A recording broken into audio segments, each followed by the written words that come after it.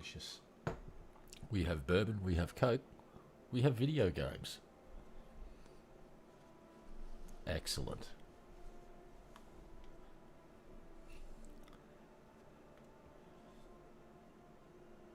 Oh, that reminds me.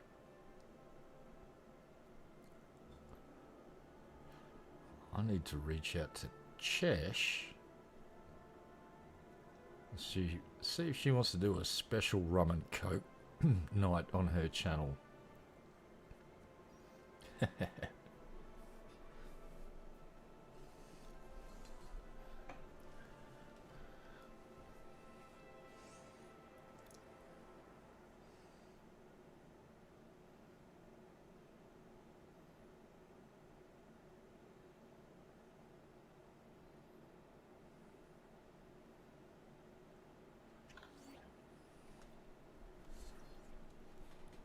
Alright, so let's see here. Bingo. Right, we should be loaded. Excellent. Oh, and I know what else should be here by now.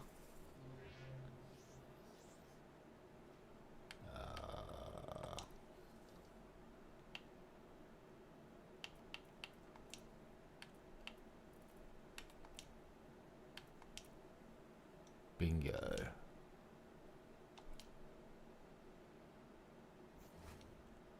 Right.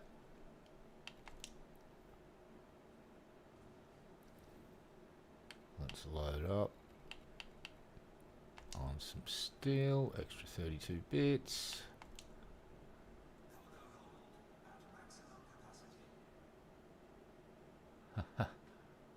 Alright, 1127 units. Not bad. Now, can we sacrifice something else?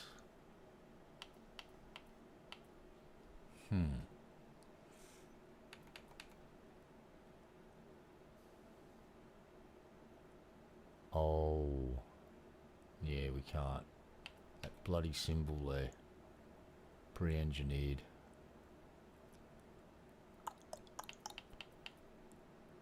Yeah, it'll have to stay in there.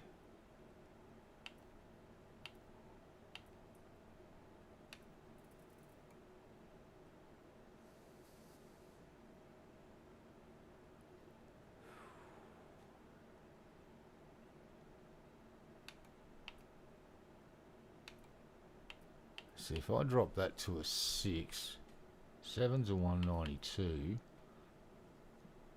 that will jack the cargo considerably. Huh. Food for thought. Hey mate, how you doing? Trucking is going okay now that I've sussed out my power distribution problem. I didn't realise it, but once I put my fuel scoop on and FSD booster, I was drawing 2 megawatts over what I can produce, so I had to sacrifice some goodies, and I had a big whinge about it earlier today. But I'm over it now. But things are good. We're actually helping out a commander right now not reach a goal. They're settling in a system, making some stations and stuff. So we are running loads of steel to their carrier because they have been so kind as to park it right off the fucking nose of this station, and it is the sweetest fucking milk run I've ever done. Not making much money, but I like helping people out. It's good fun. So if I can help folks by hauling goods to wherever they need them, that's what I'm doing at the moment. Had a commander reach out and say, "Can you just dump steel in this thing until it's full?" And I went, "Yeah, I can do that. We can rock that." And then during downtime when they're shipping it to wherever they need to go, I can just jump in my Corvette and go and shoot some pirates until they're back. So let's set our destination. We are going here. Check this out. This is a great run. So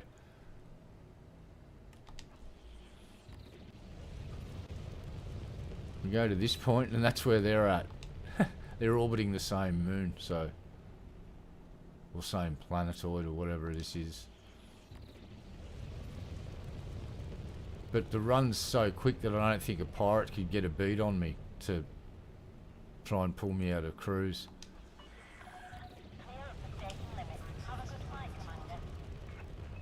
So I'm going to cruise over here.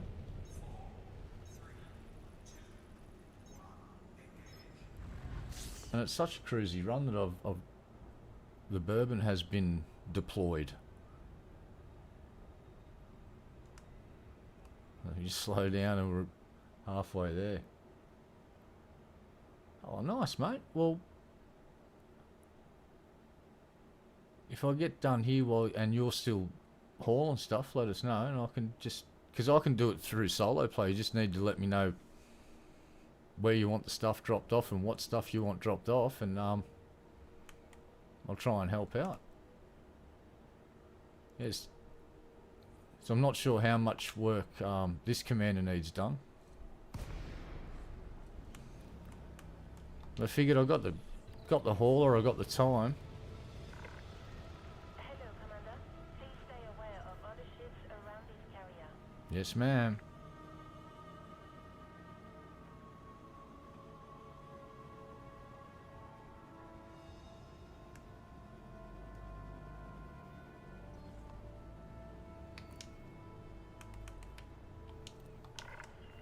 Take us in, Hal. Proceed to your allocated path, Commander. Docking request confirmed. Assisted approach is go. Yeah, I'm toying with the idea of getting a carrier now, because now I've seen how much stuff they can hold. I could go mining and fill the freaking thing up, then come back and park it somewhere that's buying stuff at a decent price and just start dumping shit onto the market.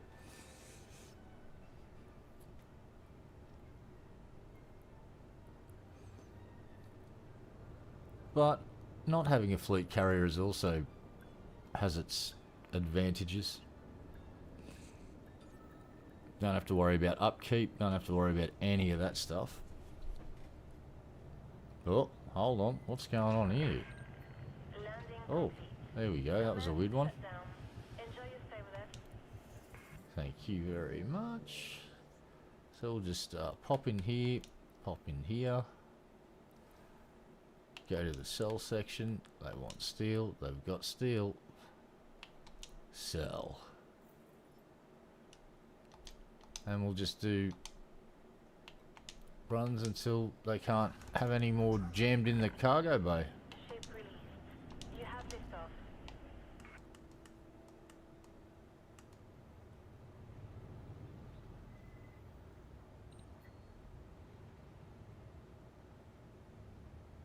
Alright, we've cleared that.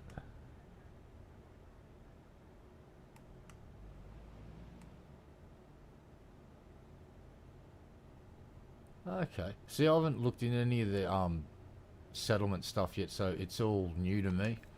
Which is, well, it's kind of interesting. I suppose I can learn about it by helping out other people before I think about doing it myself. And making a complete muppet of myself. I have a unique talent for always making the wrong choice. It's like, oh, you're presented with choice A and choice B. Which do you choose? And it's like, I'll pick C. It's like, no, you can't do that. I pick C. So yeah, learning about stuff is good.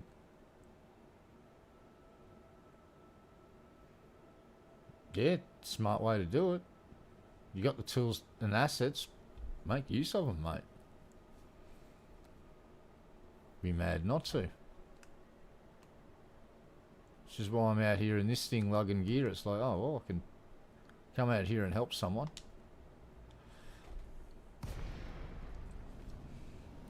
And he's, you know, he's set it up so I'm making a little bit of profit. So I'm pretty grateful for that too.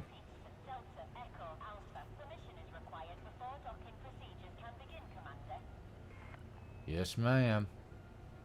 We are close enough to request docking. Permission granted. Take us in, Hal. Pad 10. You're approved for automated docking sequence. Yeah, and I've got to do all of the engineering for suits as well. I haven't done any of that yet. I actually just bought the rest of the suits that I needed.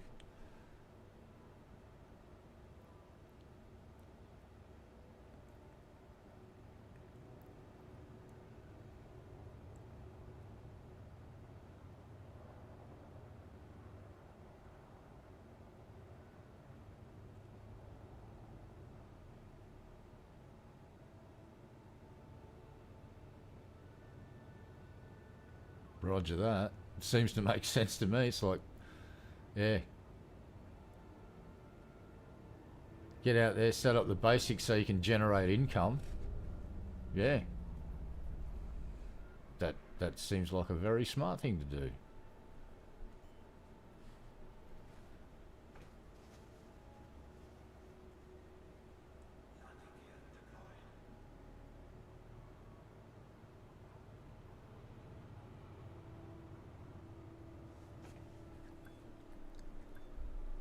All right.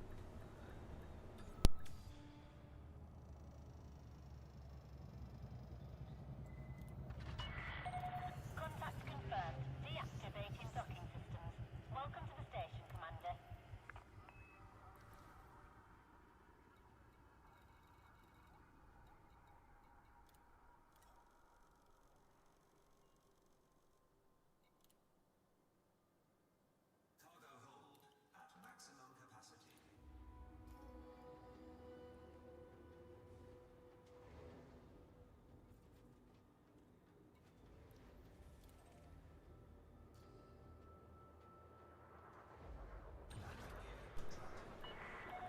Detachment confirmed. Depart safely. No, that's what most things in life are, mate.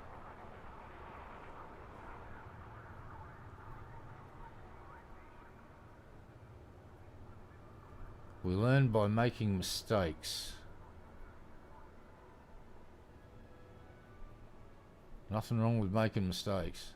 It means you're having a fucking go, and that's a good thing. Finally learnt that lesson. Only took me about half a century. It's like, it's okay to make mistakes. Honest mistakes when you're trying to do good, that's okay.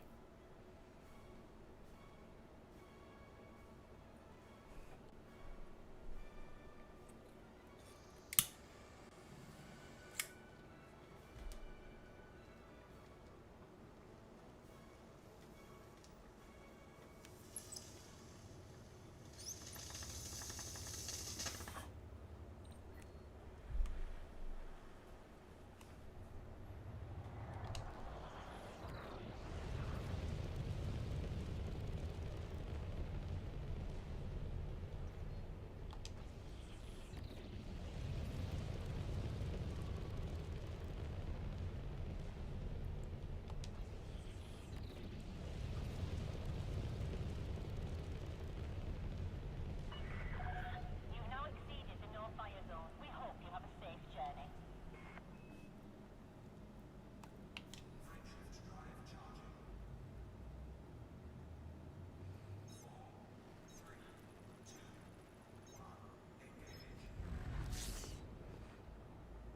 Yeah, I'll have to check out what you're doing because it does sound like fun, and I like mining a lot, so getting into the mining side of things and resource collection and development might be a good thing.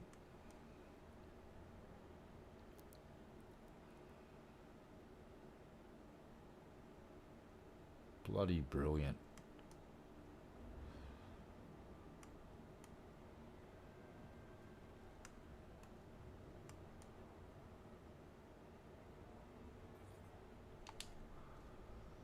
And we're back there again.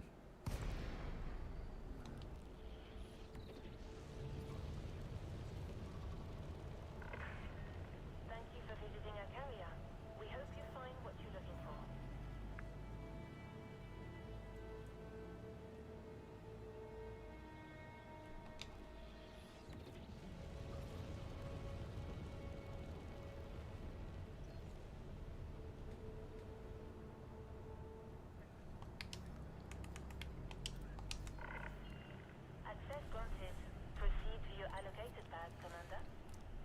Yes, ma'am. Docking request confirmed. Assisted approach is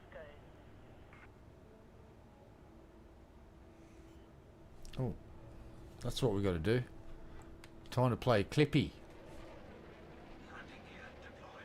You ready? Let's go, Clippy. Let's go exploring.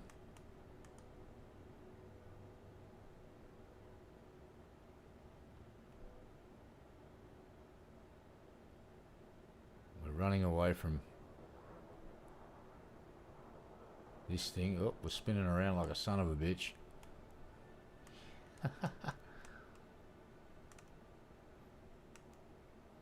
Alright, we're going to play Clippy. Clippy the Clip Clip. Alright, he's stopped now, so we can start looking for a place to clip in. Oh, that's right, we're going to go and look up at the commander. Oh, we're going the wrong way to do that. We've got to go this way.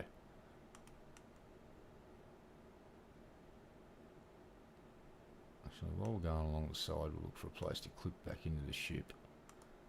Can I clip in here? Maybe? Ooh. Whoa. We're on our way to possibly clipping in here. Oh, here we go. Nah, not quite. Ooh, whoa. Oh, damn, I thought we were in for a second then. Bugger.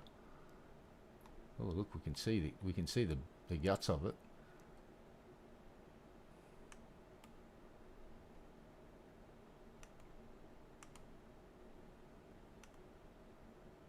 Where are we going? Are we going the right fucking way? Or did we get lost again? I don't even know where I'm going. Oh, there we are.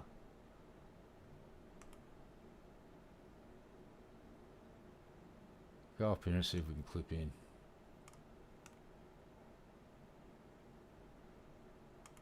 Ah, okay.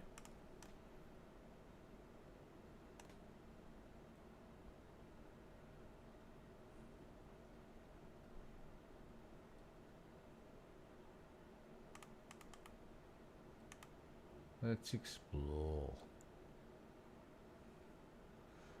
Now, I'd just like to point out, see how I'm doing this? Hey, FDev. Seeing this mechanic's already in the game, what if I told you that you should add EVA? So we can have first-person shooty shoots around fleet carriers and the like. Yeah, huh? Is your fucking mind blowing yet? It should be, because there's no reason that they can't attach the character to this camera thing and use it as a base for EVA. Because I'm flying around outside of the ship right now. Look,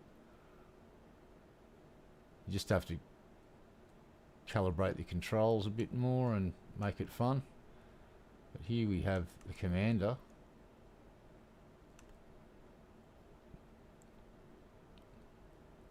Keep clear, yeah. You should be a bug on a windscreen. Don't fucking come near this. Now let's see if we can find something to clip into. Dun, dun, dun, dun, dun, dun, dun, dun. Clip, clip. Nope. Clip. Oh, oh. Oh, oh. No. Alright, we're going back to a place that I know we can clip in. Except this time we'll use one of the... Yeah, we'll use this top engine. See if we can make it do weird shit.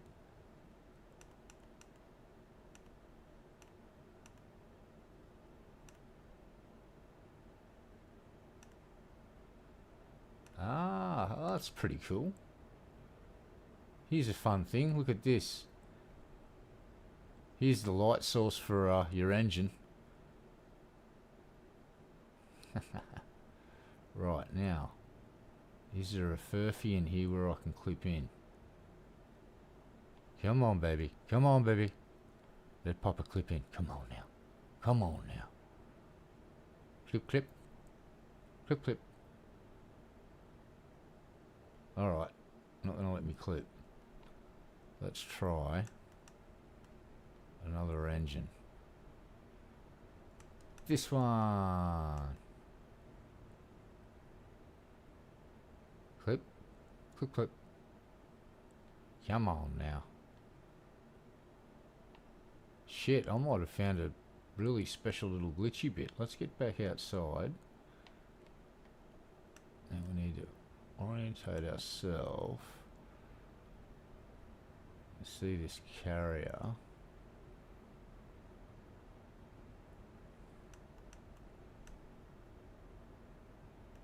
Right.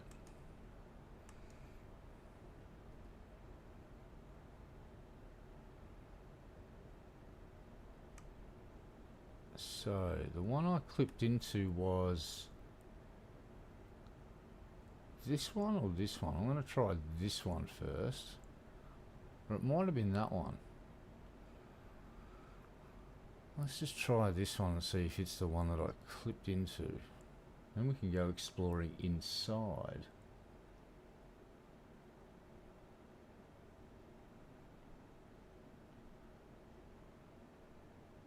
No, this is not the one.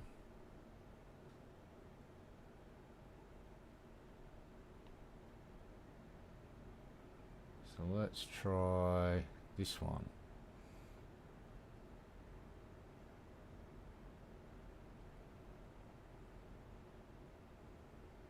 Is this the one?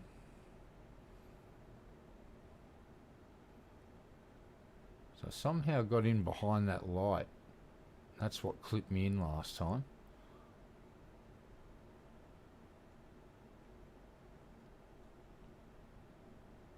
Alright, that's not working. So I don't think it was that one. Might be this one then. Let's try this one.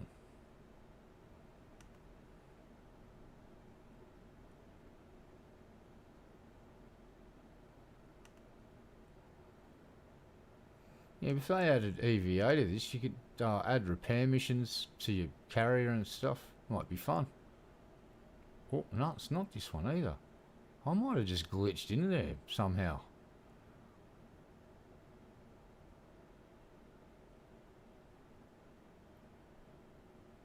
Come on, let me in. No, it's not this one either. Oh well. Fuck it.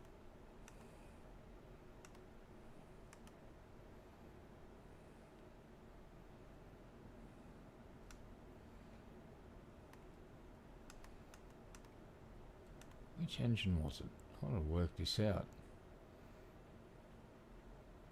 Is it this top one?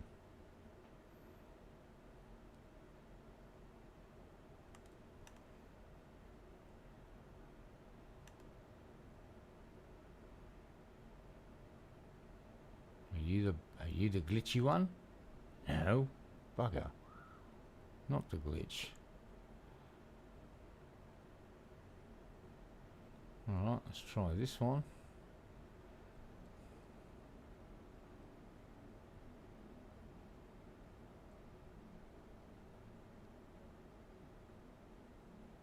This is not looking like it, unfortunately.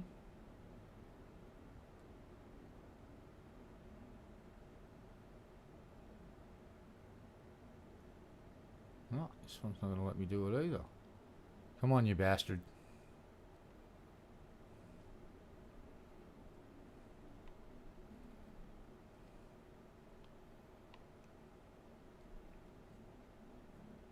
Clip in there, you son of a bitch. Come on. No.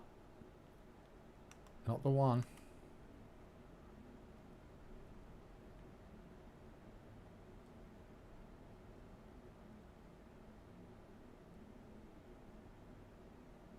Can't. Oh, that's a shame.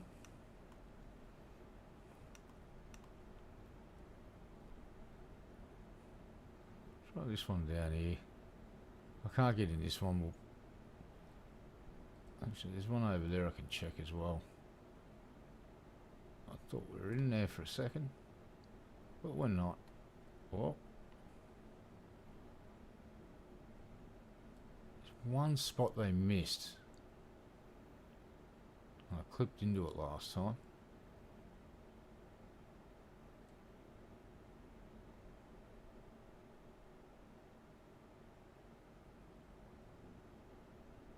No.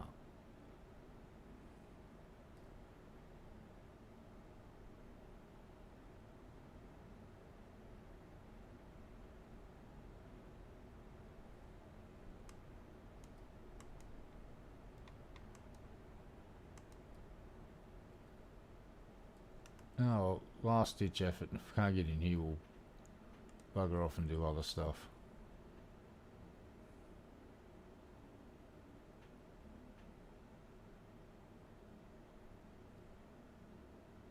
Like, wow, that's a really bright light. That looks really cool. It's like, wait. So these engines run on tiny little orange singularities, apparently. Nope, not in here either. I must have just fluke glitching in there last time.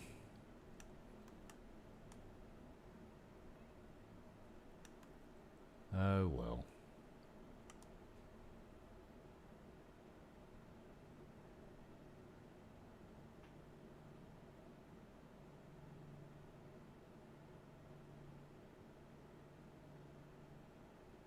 I wonder if they remember to do this big tall drink of water. Let's see. Can I clip in you? No. No.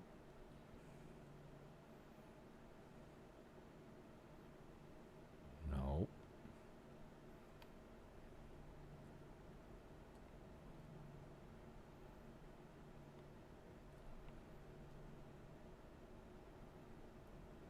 Nope. That's a big fat nope right there.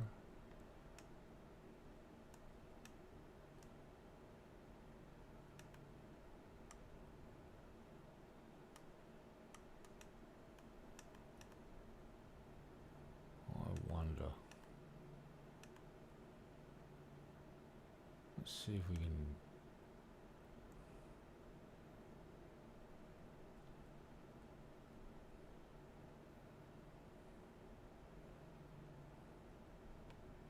Oh, that was a bit clip. No. Come on. Ooh. This is promising. Come on, baby.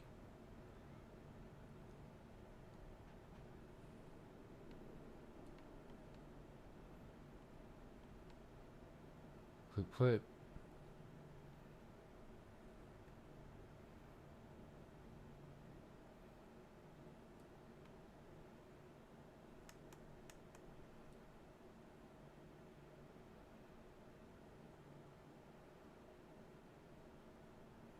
Ooh, opportunity knocks down here. Just gonna have a quick look in here. Clip. No. Survey says no.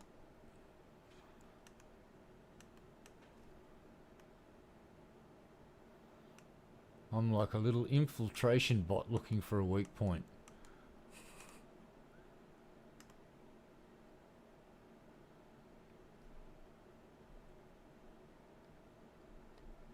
Oh, I thought we were in there for a sec. Oh.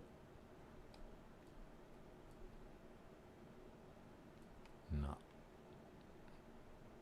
Thought we were in for just a sec.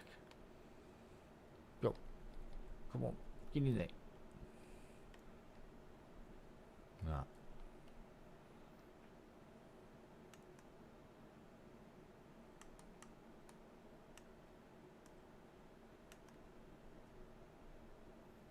Well, it's not letting me in this point. Oh, hold on. Let me in. Come on.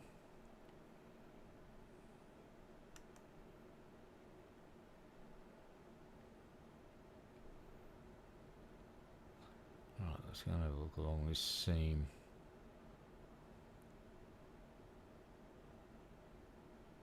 These things are fucking huge.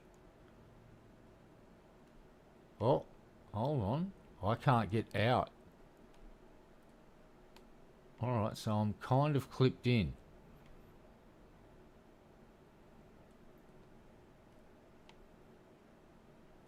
Alright. Oh no, I think we can get back out this way. No, I can't. Alright, it let me out again. So that's a seam that you can travel through.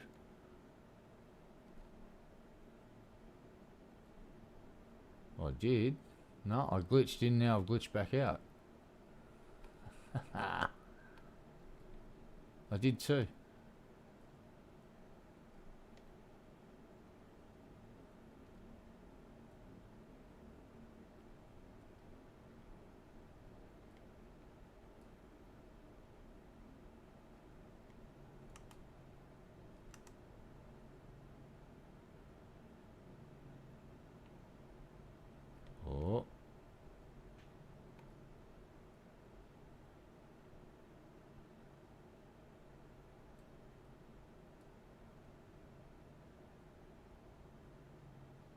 there's a gap here somewhere that we can slip into.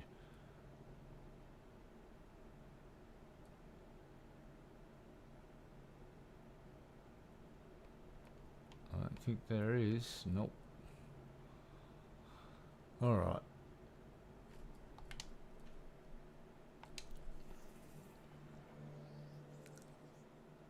Let's drop this off.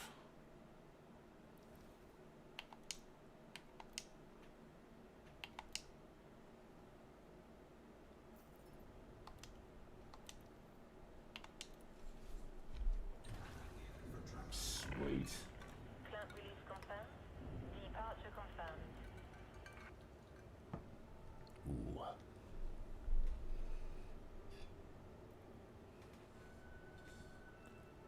Ooh.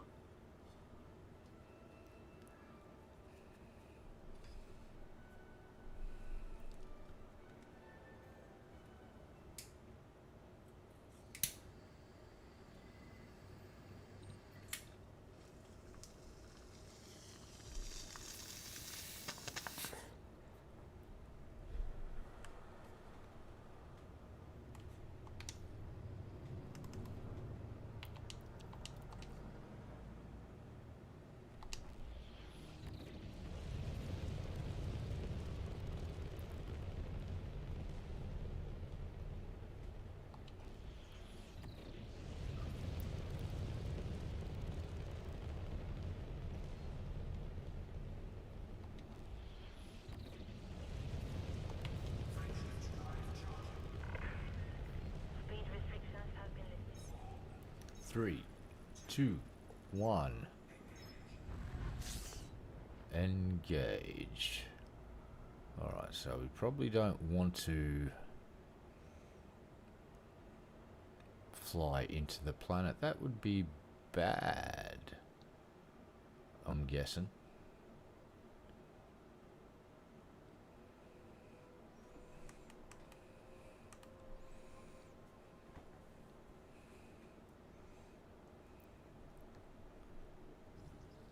Uh-oh. That's a buzzy boy.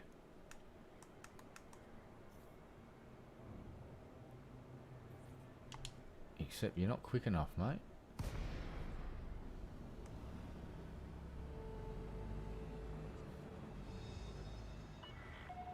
Northern Peterson, Delta, Echo, Alpha. Request docking permission prior to touching down. Is this the right fucking side, or did I pick the wrong side? I think I've picked the wrong side. Oh no.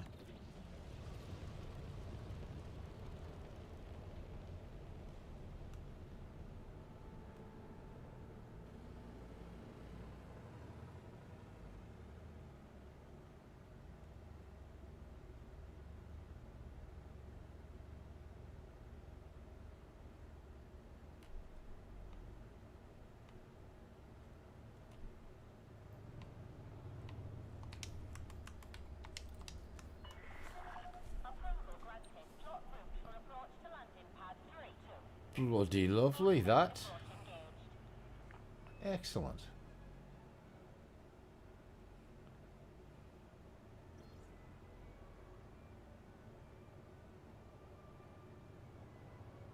Oh, Hal's on the bourbon too. He's a bit sloppy with the old autopilot tonight. What you doing, mate? Yep. You've been hitting that that really fucking heavy oil again, Hal? Come on.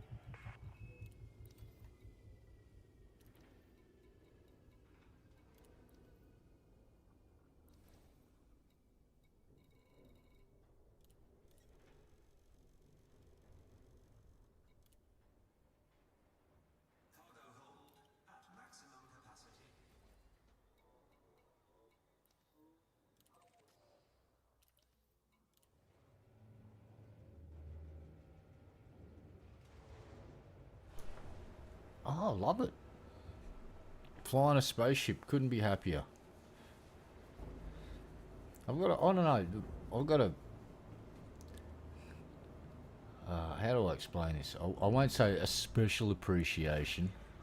I just really appreciate this game because I started playing games when, well, there was video pong and table tennis, and then there was the Atari 2600, and I actually had the ColecoVision with the Atari expansion thing, so I could play the Atari games on my ColecoVision. Yeah, I know. Imagine being able to buy a PlayStation, right, and then it had a expansion slot somewhere on the console where you could pull a door up or pull a protector off and click in another thing, and you could physically plug in another company's game cartridges. Well, that's what the ColecoVision did.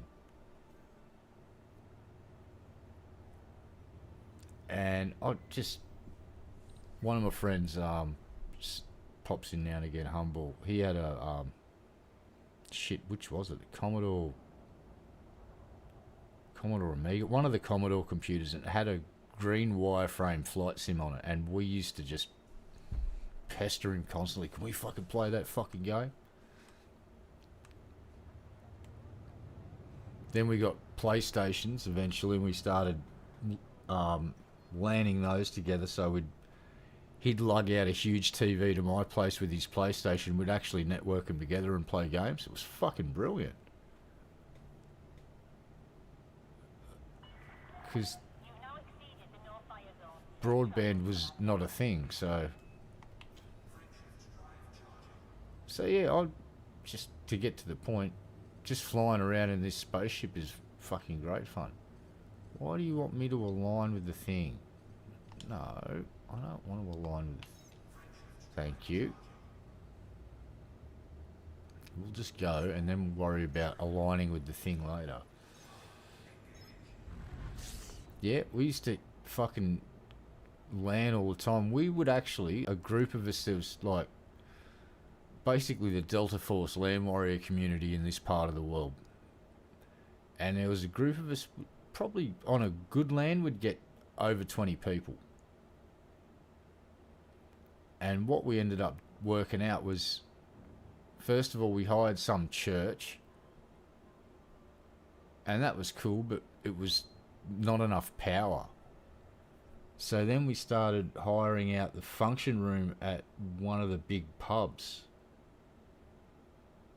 And that was brilliant because they had three-phase. You could run as many fucking computers as you wanted. They didn't give a shit. And they had accommodation there and good food and alcohol. And fuck, those lands were brilliant in this air-conditioned function room. Thank you for visiting our carrier. We hope you find what you're looking for. Well, yeah, if I'm going to pick a system, I'm going to go find a system with like a shitload of fucking planets, ring planets, gas giants, a nice variety of everything, because it's going to be a mining economy if I'm going to do anything like that.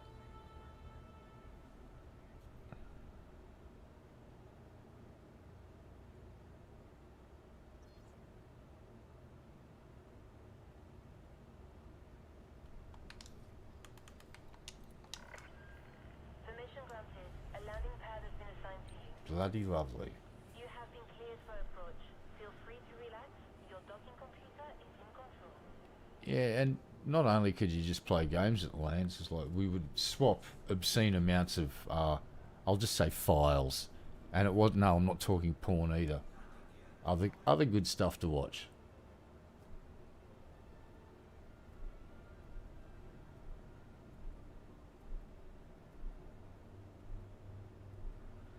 Yeah, that's what I'll be doing.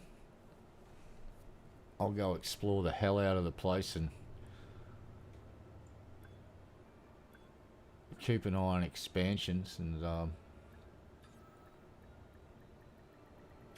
try my luck eventually, I guess. We've got you safe and sound. Solid approach. Our services are at your disposal.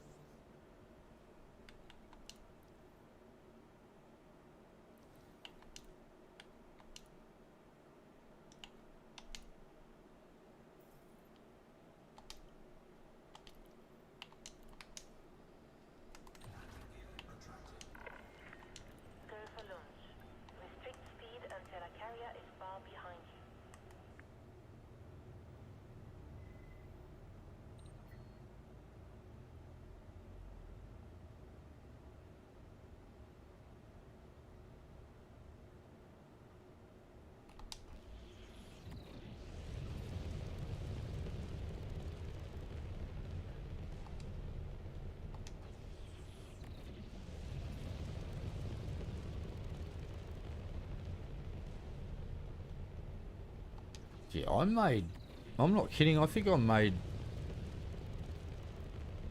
over 5 billion from the last community goal. You have now departed the no-fire zone. We'll see you soon, Commander.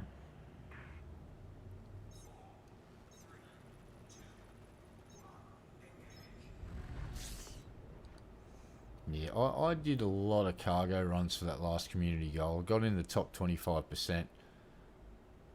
And then I saw what the top 10 guys did and I just went, fuck. 1,000,000 units. I cracked 200,000 units of cobalt. And I thought I did pretty good. And then I saw that the top 10, the lowest guy was over 400,000 units. And I'm like, damn. That's a lot of trucking, but I'm assuming that these guys probably had fleet carriers and were just, yeah, earning bank.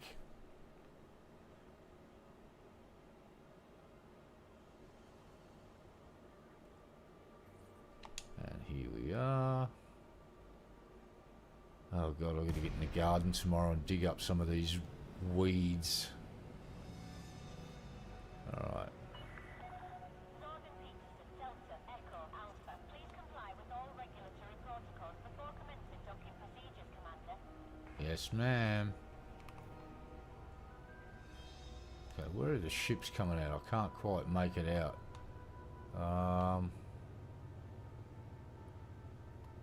Hey, on this side? No, I'll get. Oh, you know what? I'm just gonna get fucking Hal to work that shit out. Hal, you work out where to fuck. I don't give a fuck. Oh, I was on the right path.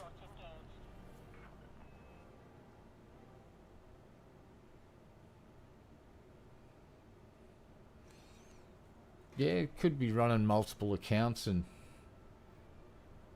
going crazy too. Well, my assumption would be it was a squadron of folks collecting the shit, dumping it on a carrier, and then the carrier just dumping it into the market. Fair enough. If the game mechanics there, fucking use it if you switched onto it.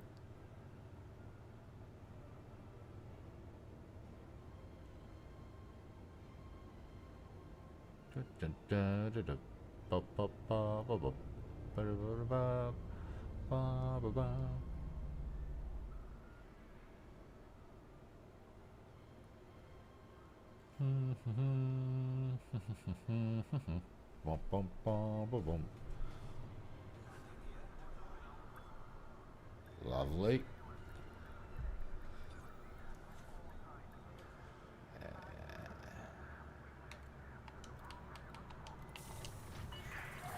Contact confirmed. Clear to disembark. Enjoy your stay at our facility, Commander. Yes, ma'am.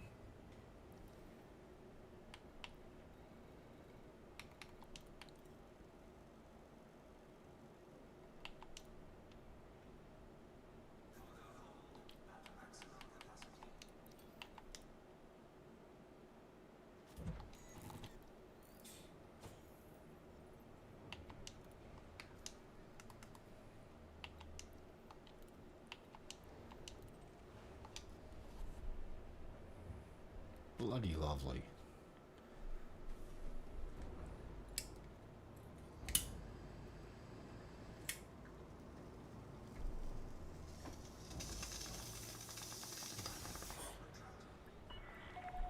Ship is released. Runway is cleared for departure. Sweet.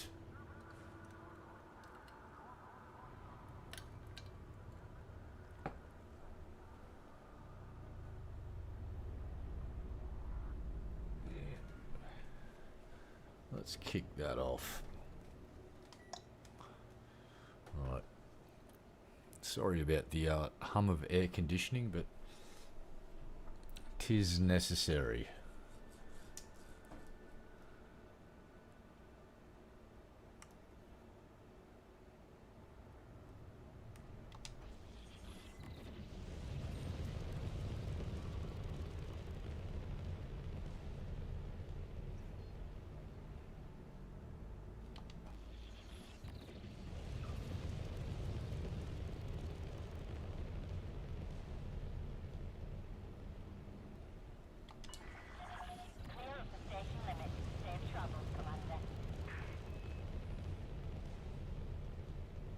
Oh yeah, it's fucking summer, mate. Well, to be more accurate, it's now the wet season. We kind of have a wet season and a dry season here. We're subtropical, but yeah, autumn and spring don't really exist that much anymore. Um, I've actually noticed that, for instance, the butcher birds that they're very territorial and they pair up and keep that territory. And there's been a breeding pair here for since I've moved in for the last 6 years. Their first baby is already nearly fully grown. I actually saved it about a week ago from the neighbourhood cat. And since then, its tail feathers are growing right out, and it's nearly the same size as mum and dad. And it's October. Or just went no, like, they are laying several weeks earlier now. And they're actually having, sometimes they'll have a second lot of offspring, which is probably helping with the population. So yeah, it's basically summer. We went from like a 15-degree day, and then the next day it was 30. It's like, oh, well, yep, that happened. Please stay aware of other ships around this carrier. It's mad.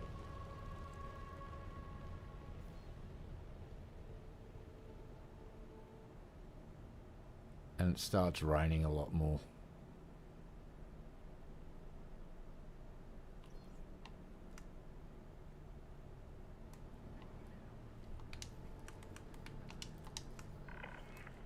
Clearance granted. Move directly to your landing pad.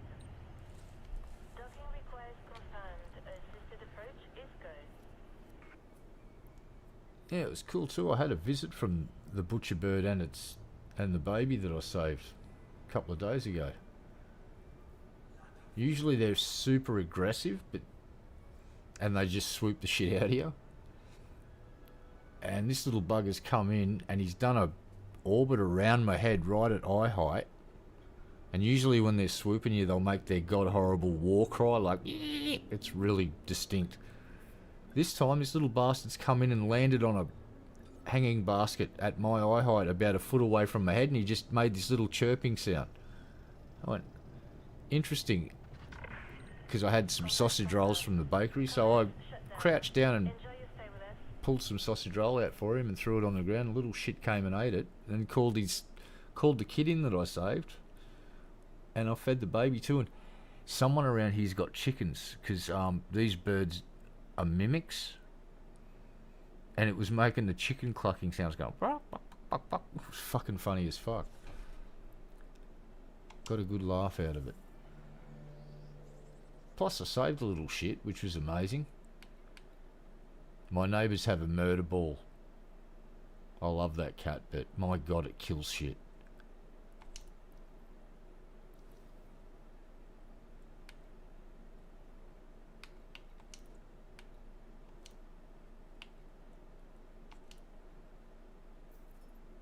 Alright, well, we're chewing through their demand. We're down to half now.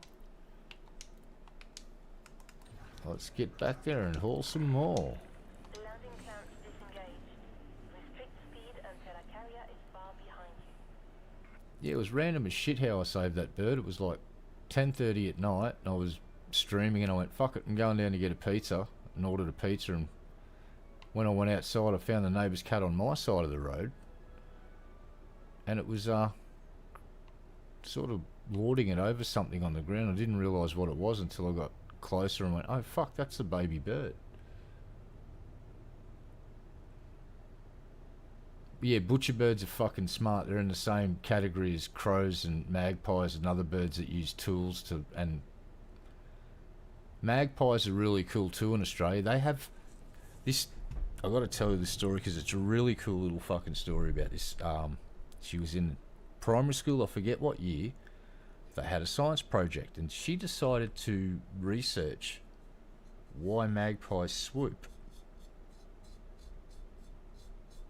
So her local community stepped right up. They got wind of it, and somehow thousands of people responded to her little quiz, and it was just basically, what are your physical features? What were you doing? Were you on your bike? Were you right? What were you walking? What were you doing? And she got so much data from these, like she got 6,000, like it was a couple of thousand respondents, and they were able to get a pretty good fucking baseline of what's going on. And it turns out magpies are more likely to swoop middle-aged bald men than anyone else in any other human.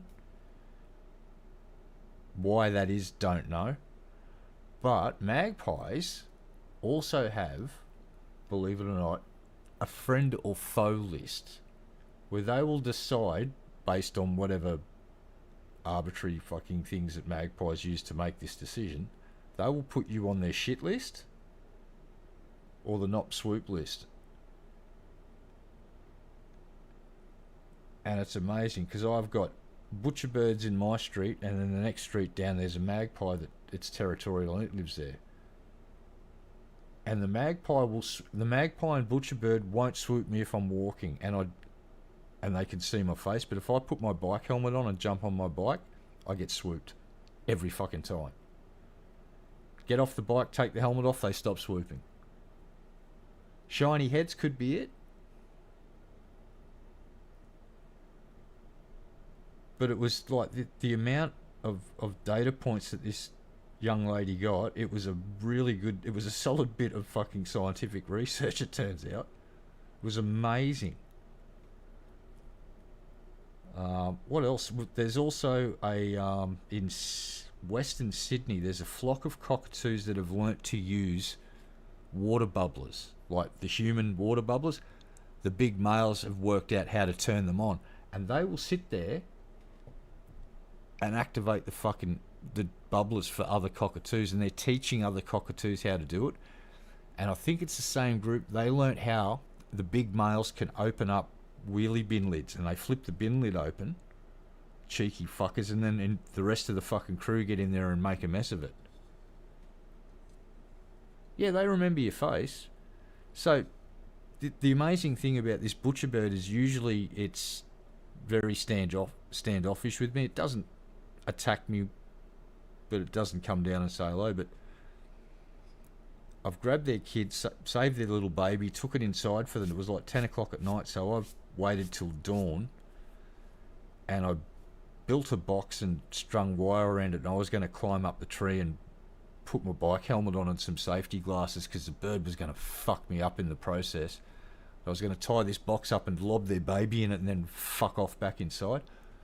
So I've got the box outside, put it on the back of my ute, and the little baby bird's gone boop and jumped up on the edge of the box and looked at me and froze again. So I backed right off and let him sit there for a minute. And then he's looked over and he saw all the trees that he lived in, and to my amazement, the little shit took off and he actually gained enough height to just make it to the telephone line. He sat there for about 2 minutes, caught his breath, and then flew up to the first tree, and that's when he started calling out, and the parents came. And they must have seen me standing there and watched the whole thing go down and watched me release it. Because I'm assuming that's why it didn't attack the fucking shit out of me. But yeah, when it came down a few days later and it's made these noises that I don't usually hear butcher birds make, I was quite taken aback and just really enjoyed the moment. It's just not often you see these they're basically flying honey badgers in Australia. It's an Australian flying honey badger. That's the best way to describe it.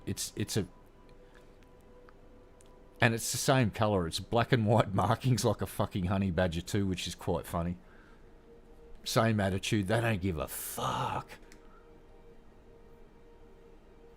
Yeah, but to hear him make these non-aggressive verbalisations was really cool. And the little one, I swear to God, they pick up on other birds. This one, someone's got chickens in the local area because this thing was clucking like a chicken. It was fucking funny.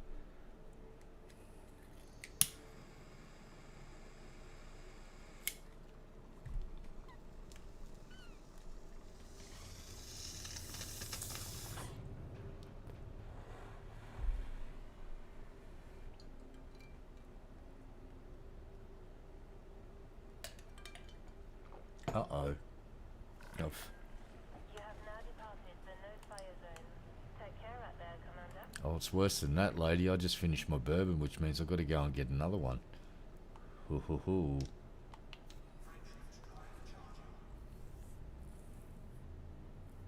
Yeah, I'm pretty lucky where I live. We get a lot of bird life.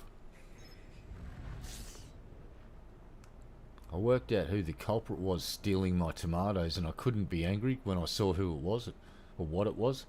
It's a fucking king parrot. I don't know if you're familiar with king parrots, and if you're not, you might want to go and Google an image of one real quick, because they are fucking magnificent parrots. And I get them flying around in my local area in summer when they come down from Papua New Guinea, I do believe. And I walked out early one morning, and who's out there? It's this big male king parrot sitting there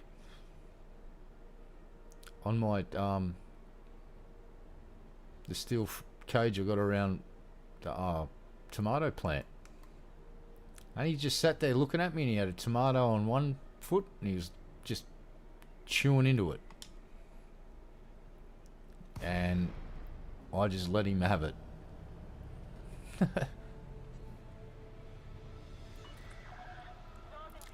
Did not have the heart to say no to that bird.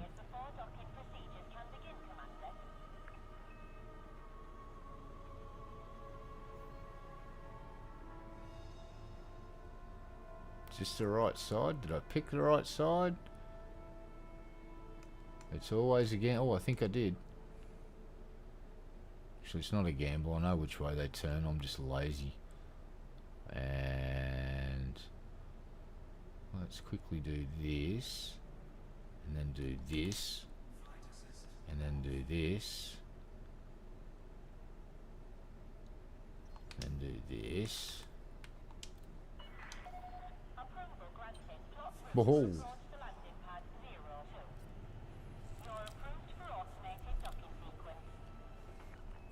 Take us in, Hal. Yeah, what other birds we get here? Rainbow lorikeets, sulphur-crested cockatoos, galahs, corellas, which are all in the cockatoo family.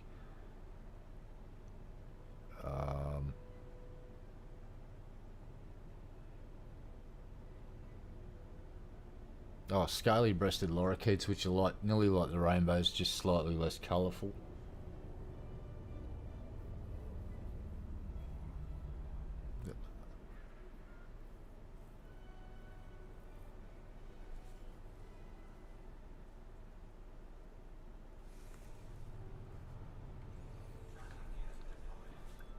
Oh, and we've got a murder of crows that hangs around here, and yeah, we end up babysitting their fucking kids as well.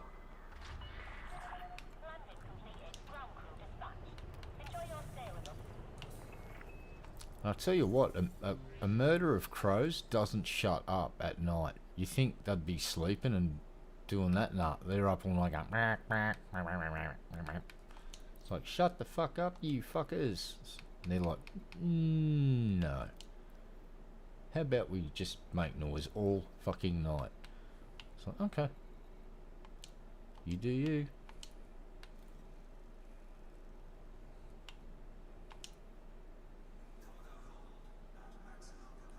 Oh, and I learnt the crow swoop too.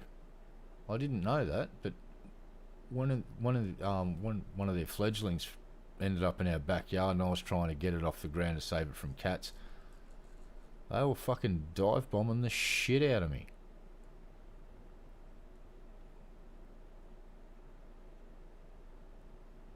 Alright.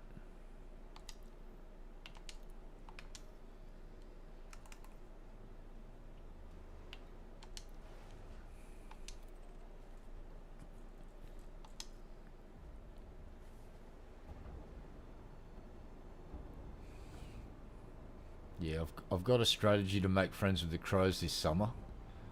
I'm going to go and get sunflower seed. Because the crows will actually use... This is fucking great too. The crows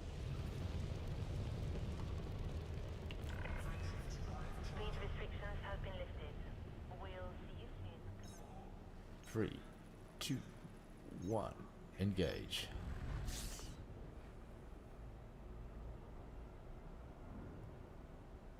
Do do do do do do do do.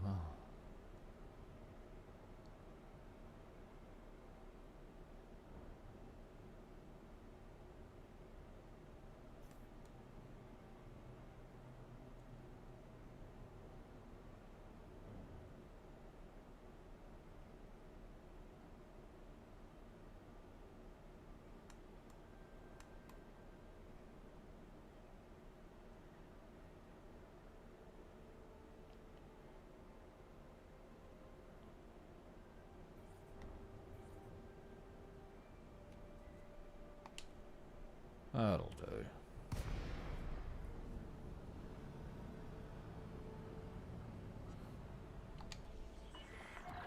Northern Peterson, Delta, Echo, Alpha. Permission is required before docking procedures can begin, Commander. Yes, ma'am.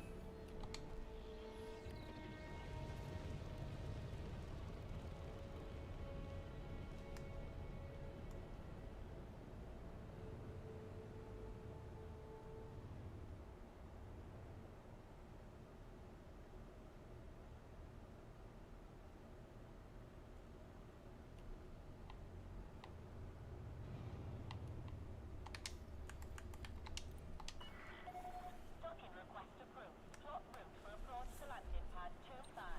We can do that. You're approved for automated docking sequence. Fucking hell, it has engaged ramming speed. So I've got your speed limit right here, and Hal grabs his cyber junk. Just goes, yeah, like Michael Jackson used to.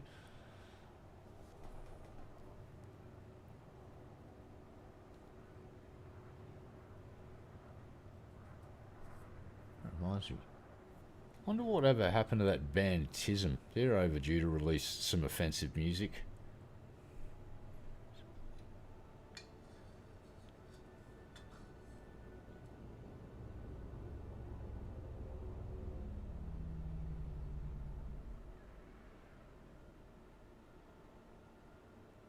I think one of my favourite Tism songs was I'm on the Drug That Killed River Phoenix. Like,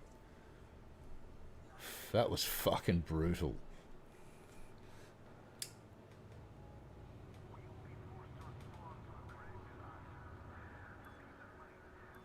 Yeah, I've talked about this with folks too, and it's like, the idea of what Star Citizen had was a beautiful concept. I backed it for $2,000 over 2 years until I luckily got my money back just before they stopped giving out refunds. But imagine having the really big, massive cargo fucking hauler. That one that folds out and you can put on just massive, massive amounts of cargo. Do you really want to be fucking loading all of that by hand? Do you want to be loading cargo by hand? Maybe the first few times it'll be a great novelty, but I promise you, if you'd start getting 1,000 unit fucking loads, that loading them manually is going to get very monotonous. Oh, you'll want to die.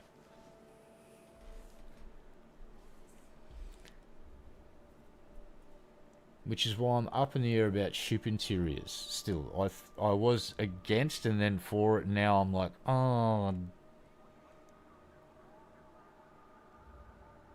do we need ship interiors so we can just... I don't know.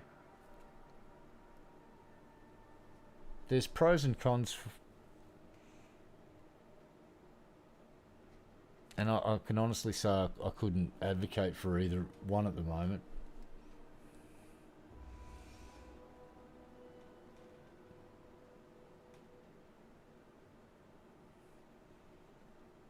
Yeah. I know how to fix Star Citizen's development. It involves a couple of big dudes, really like a gigantic man mountain that's built like a brick shithouse, and it has a staff, and on the end of the staff it has a taser, a cattle prod, except it's a 8-foot long pole. They just stand there like a sentinel, And any time Chris Roberts or his brother try to enter a studio, they deploy the walking man mountain with a taser pole, and they zap Chris and his brother until they leave the building.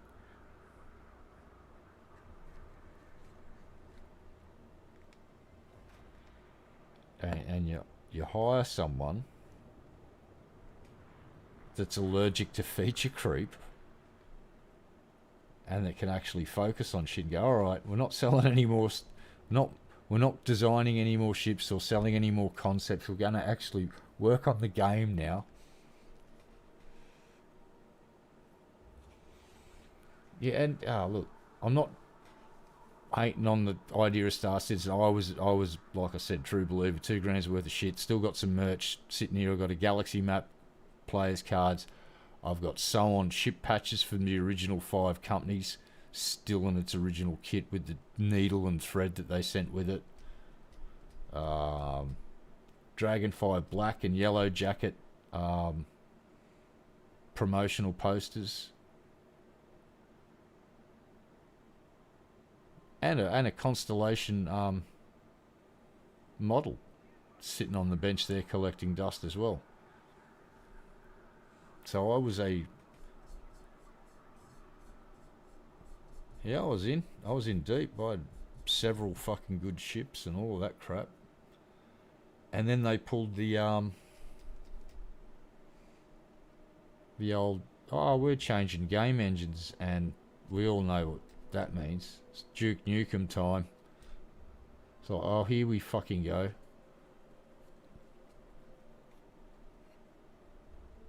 And I started backing in 2015, 10 years ago, and I pulled the plug and got my money back just when they changed, a few months after they changed to the Lumberyard engine.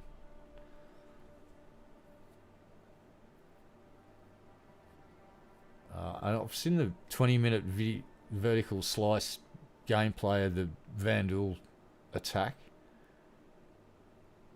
It's like, oh, okay. So I'm still hopeful Squadron 42 came out, but a game developer also analysed the video and pointed out all the horrible, glitchy bullshit that's taking place in that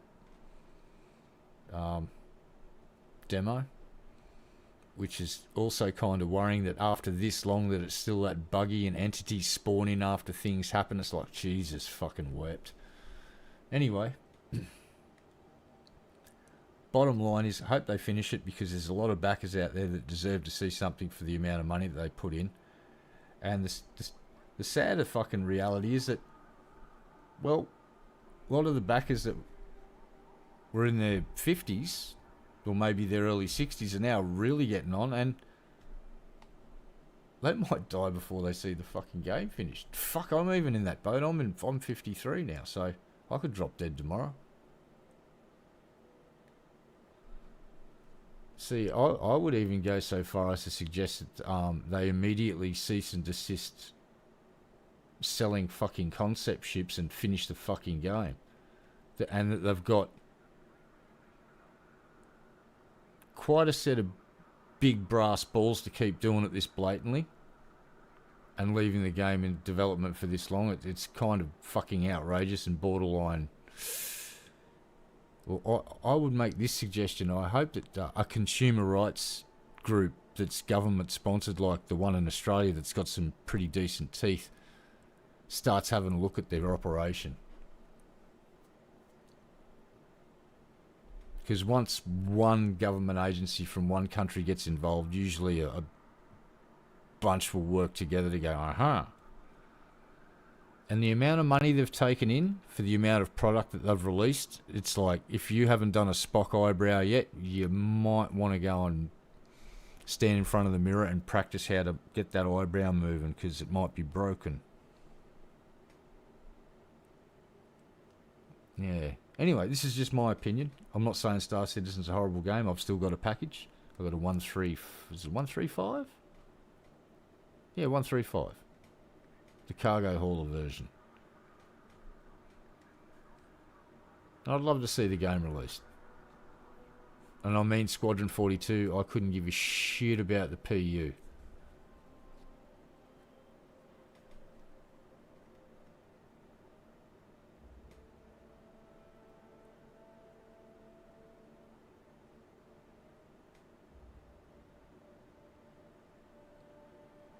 No, absolutely. They've made some incredible achievements in the development of this game, but what I think Star Citizen is right now is a big tech demo. And it's a vehicle. Well, here's the thing. If you're in business and you discover that you can make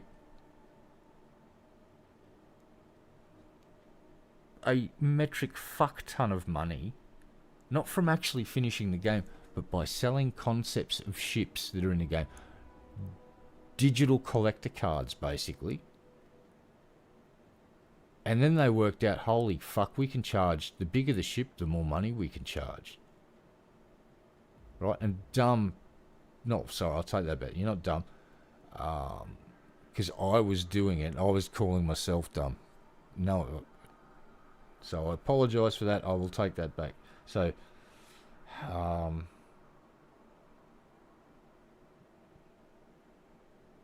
folks that believed in Chris's vision and believed in his capability of delivering the game were quite happy to throw decent amounts of money at him for ships.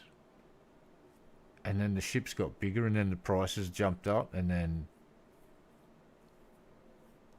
some of those whale packages, there's one out there where you can buy, at the time it was every ship in the game. And how much was that package? It was thousands and thousands and thousands of dollars. And there's no game out yet.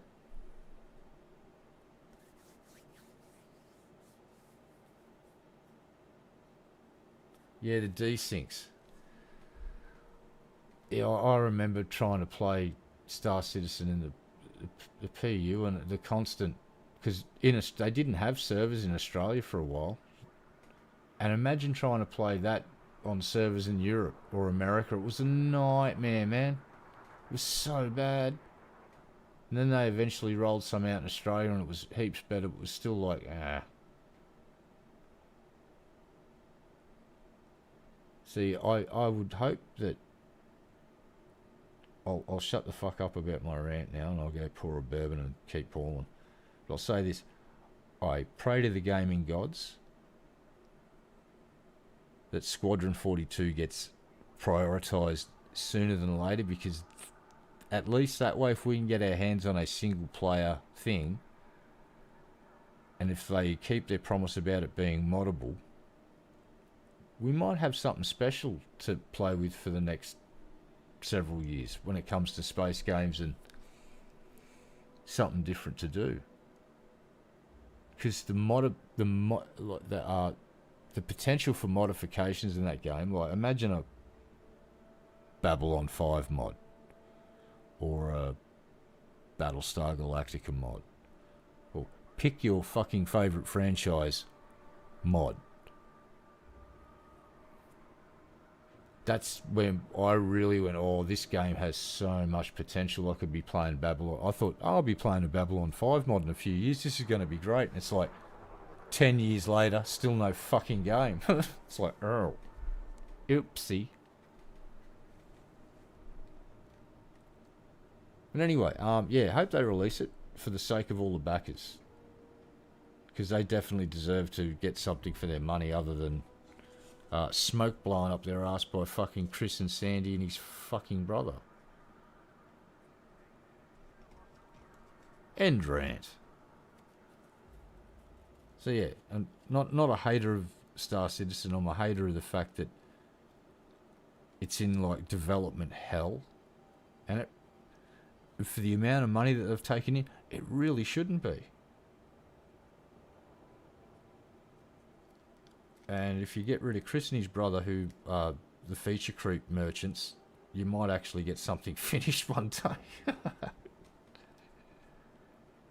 Anyway, shut the fuck up, Red Eye. You waffles the clown. What have we got in here? pop over here, do all this good stuff.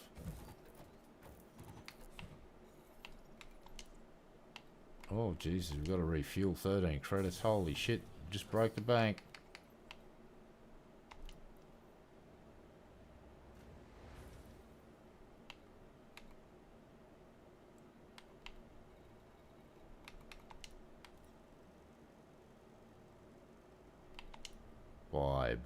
Buy. Excellent. Fuck it, we'll do this run and then I'll get the bourbon. Okay. That ice is probably bourbon flavoured, let me check.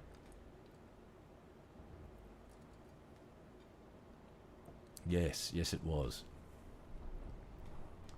Docking coupler disengaged. Depart safely from the station.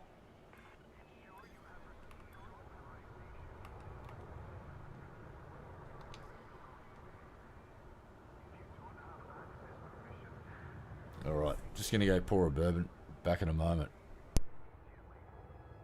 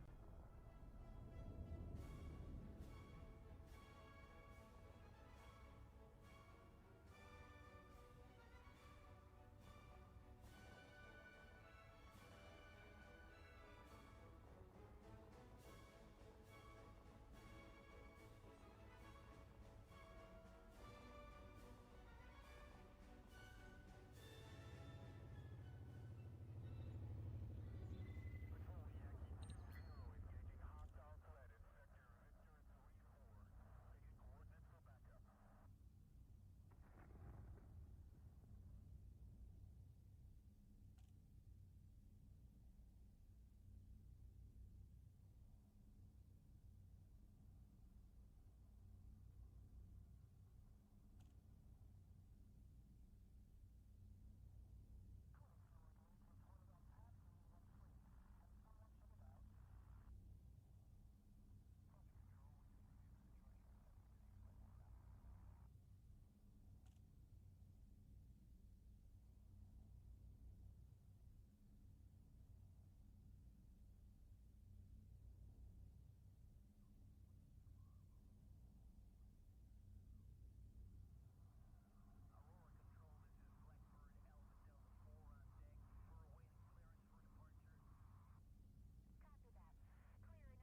departure.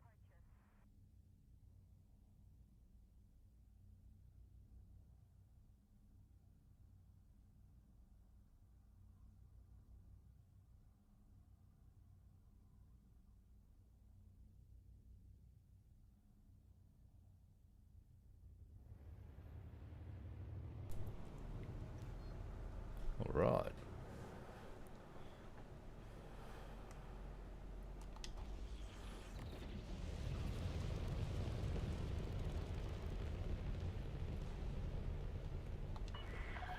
You are now clear of station perimeter. Goodbye, Commander.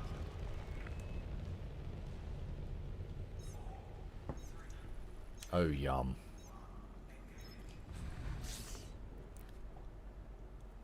I don't know why, but I have just discovered that vanilla Coke, bourbon and vanilla Coke is fucking amazing. And I've been enjoying the hell out of it.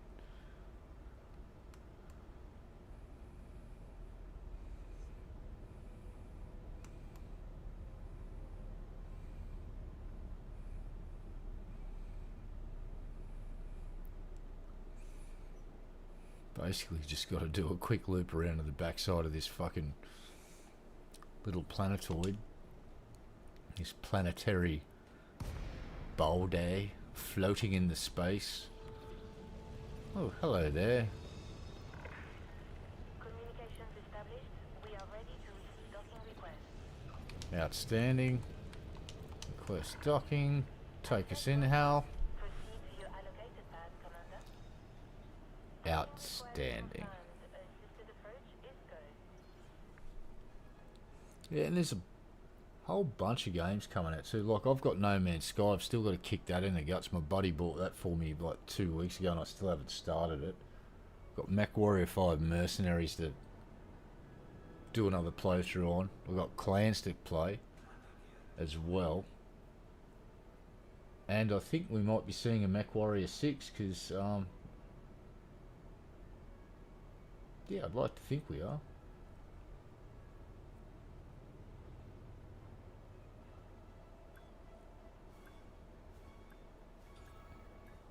And I think it should be centered around the fucking Battle of Tukiat. I think that would be a perfect thing to do. Contact confirmed. Clamps engaged. Welcome to our carrier, Commander. You could do the lead up to it, and then,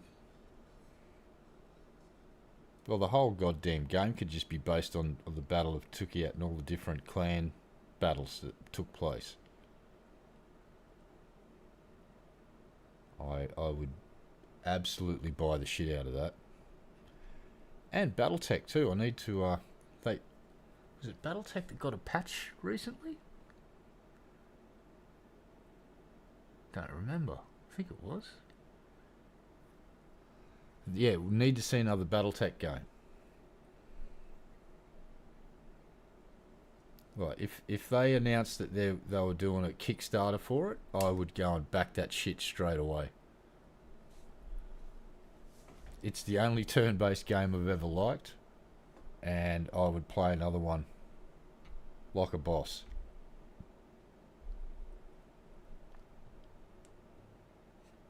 Fucking great game.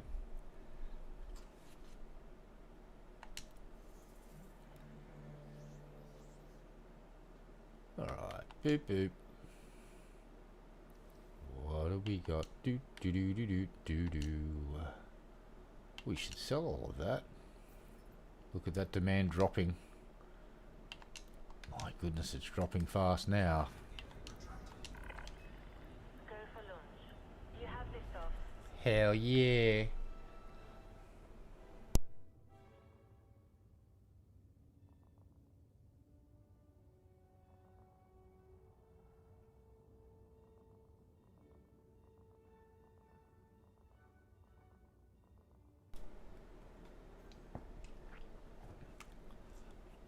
Bum bum bum bum bum.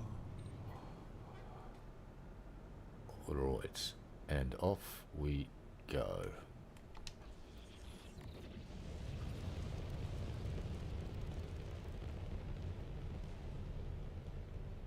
Oh.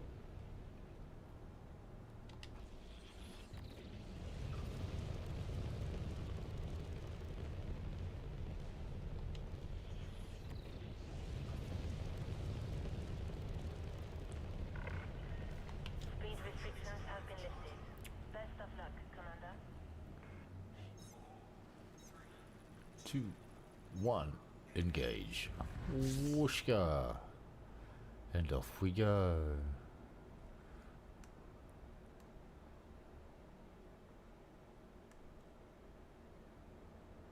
Alright, go out wide, get away from that gravitational nasty that is the planet.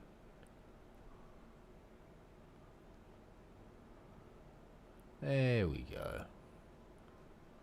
Time is ticking down again.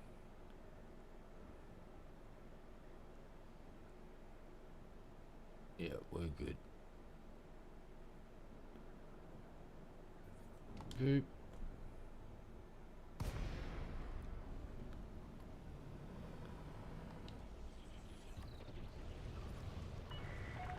Northern Peaks, Delta, Echo, Alpha. Permission is required before docking procedures can begin, Commander. Oh, this is the wrong bit. Damn it.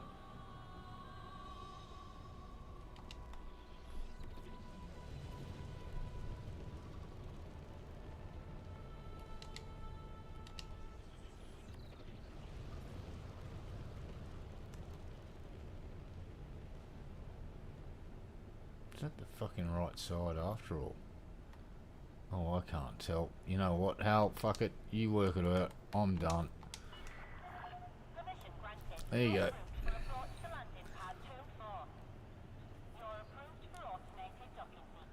Good. Hal doesn't even know where to fucking go at this point. He's just as confused as I am. Would you like some bourbon, Hal?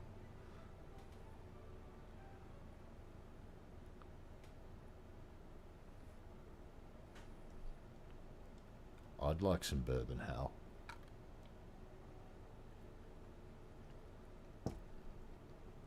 Ooh, yes.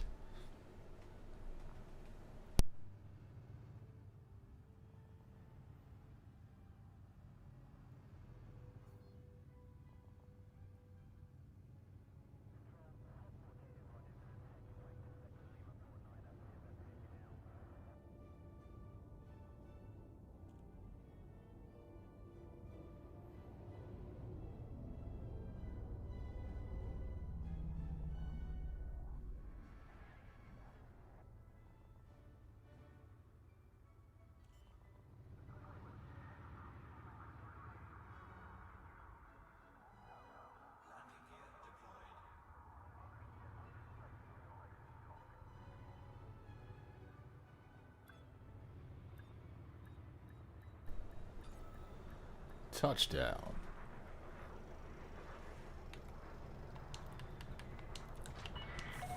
Contact confirmed. Clear to disembark. Station facilities are at your disposal. Whoop.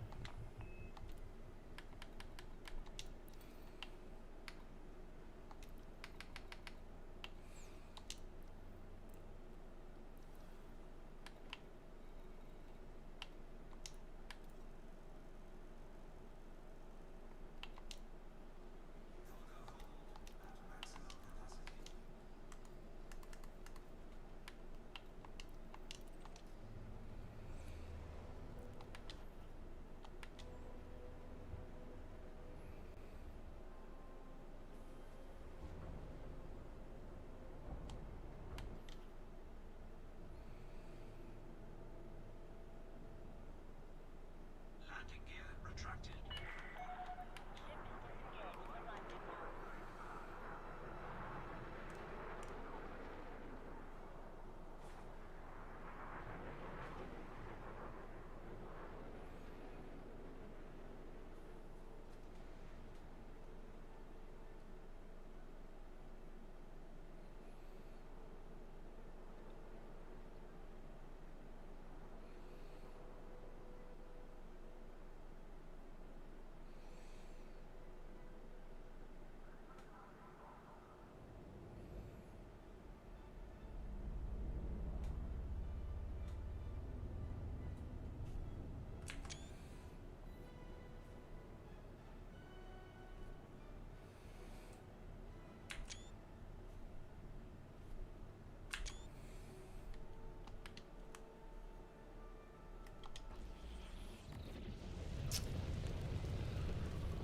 I have no idea. I am going to hope that it's a revamped,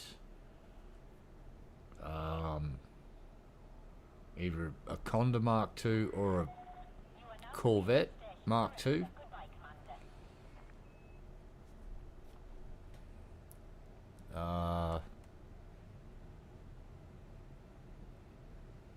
But yeah, other than that, I don't really know. What's maybe a dedicated anti-Xeno ship? One that's loaded right up with anti-Xeno tech.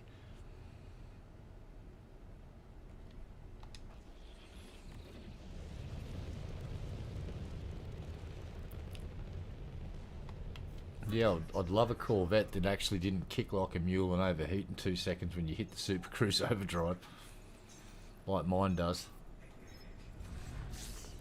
I only get a couple of seconds of Super Cruise in that thing before it's thermally going, nah, I'm melting, I am melting. Whereas this thing will go all day in Super Cruise, it's amazing in the overdrive. Yeah, I'd love to see, because it's just personally my favourite sort of happy place for hunting pirates and, you know, can haul a little bit of... I've got mine set up right now, sort of a jack of all trades. I've got the multi-controller limpet, so I can do all of the different limpet stuff.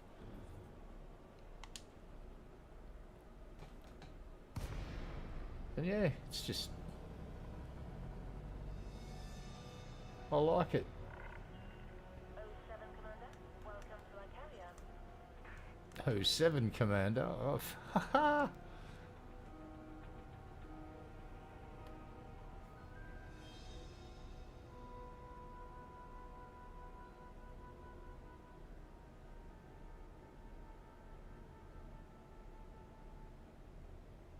Yeah, Conda Mark II might be a pretty good idea. It's an iconic ship.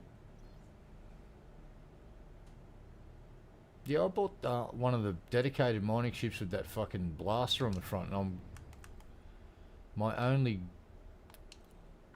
sort of beef with that ship is if they could ditch the dedicated fighter bay and just put a universal size 5.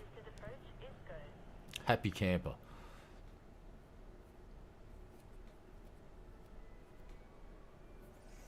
It's like first sign of trouble with that when you're in the my rock popper. I just hit Super Cruise Overdrive and get the fuck out of town. Just go, oh look, you look like you're trying to interdict me. Pew, phew, disappear.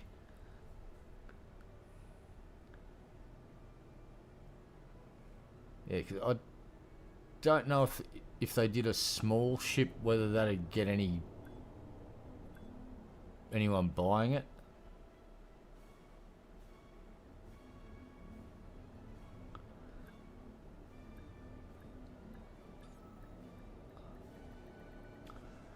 Well, the other idea I had was, imagine coming up with a ship that's in between a large tier and a fleet carrier. So it's, imagine a ship that had a small, a medium, and a large landing pad. That was it. But you could still fly it. You could fuel it from a star, or run it from Trit. And it had a jump range of, let's just say, let's be a bit crazy. 250 light year jump range. Really kick off exploration. So you got like a good mothership to work from that you can set up so it can be. You take out the raw materials with you. You can repair ships, do all that good stuff, and stash not as much as one of these big carriers, but a decent amount of minerals and cargo. I'd be really interested in that ship, but here's the deal: you can't go Star Citizen with it and go, oh, this bigger ship means you need to pay 100. No, fuck off. You've set the going rate for your ships, and you were cheeky up in the rate for the Panther a bit, but well, especially in a mining ship with Super Cruise Overdrive, the first sign of trouble, you just go push button, phew, and fuck off. Trouble be gone. That's the only thing I sort of raised I've bitched about with that. I just call it the rock popper. Is that fucking fighter bay? It's like, okay, who got into the 12-year-old Scotch before you had the meeting? And it was like everybody did, obviously, because they've come up with the consent. Yeah, let's put a fighter bay in the mining ship. It's like, no, why not make it universal so I can put in a fighter bay if I want, or a SRV hangar. I was about to say SUV. Or another cargo rack, or maybe I want hull or shield reinforcement, or maybe I just want a cargo bay full of jello so I can jello wrestle myself in zero gravity. I don't fucking know, but give me the freedom to pick.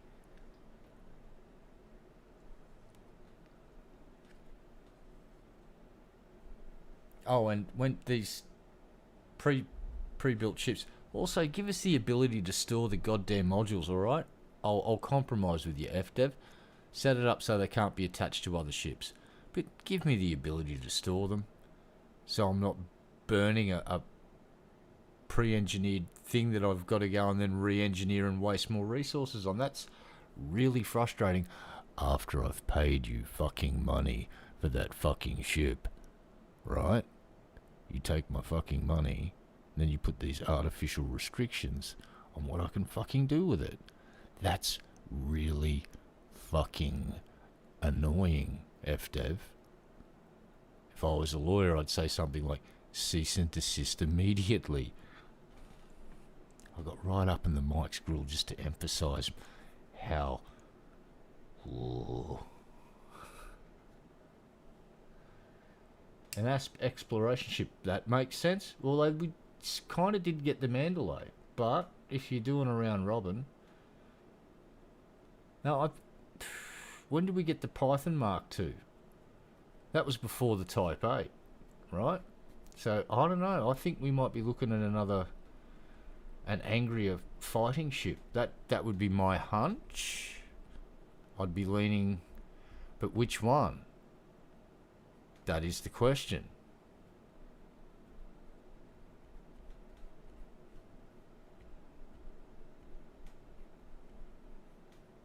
Yeah, oh, God, fucking... I actually can't tell you who made what ship in this game. I'm not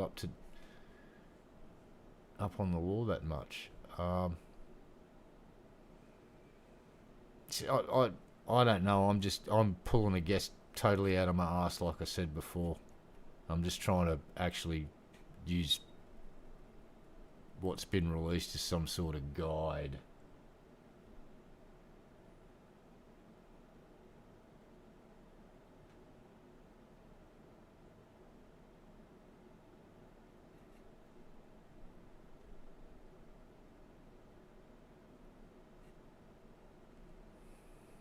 Yeah, I'd like, if I could get to pick which ship it was, I'd probably have to do a coin flip between Condor Mark II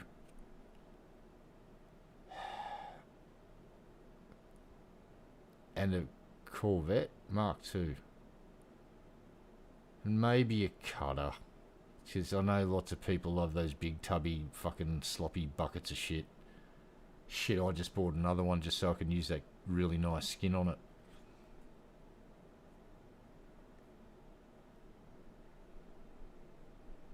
Well, they're making money too. That's the other thing. And as long as they don't go fucking greedy and start jacking the price of these things, it's like, no, don't do that, FD. If you do that, I hope the community claps back real fucking loud and doesn't buy a goddamn thing for a month.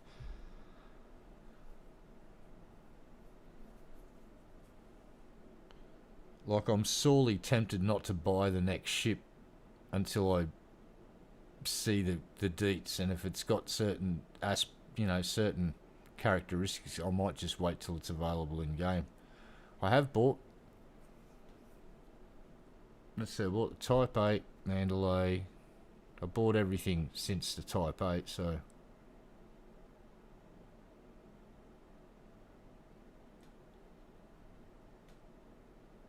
oh, is there a teaser photo out for the new ship already? Okay, I did not know that. Yeah, go and check Galnet News, Obsidian Ant, and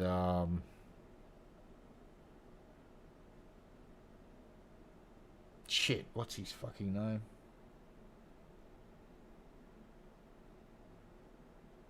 Oh, I forget the other channel I always watch. It is great for news as well.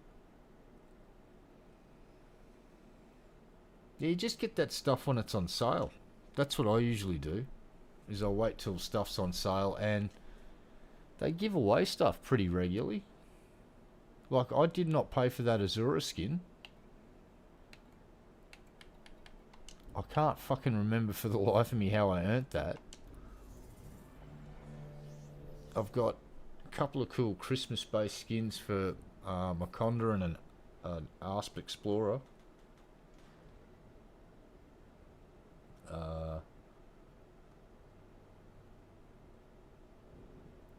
I think I earned that Thargoid bobblehead from an in-game thing. I got the 3D... I know I got the 3D Thargoid bobblehead from in-game.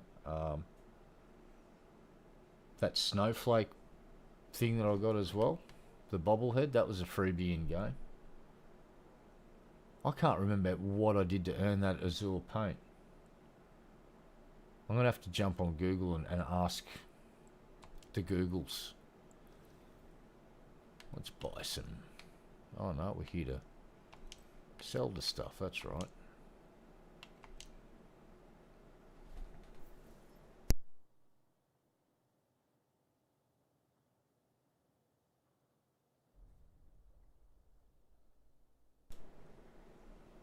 Alright, down to 2,000, so 2 more runs. Then we'll jump in the Corvette. Go fuck around.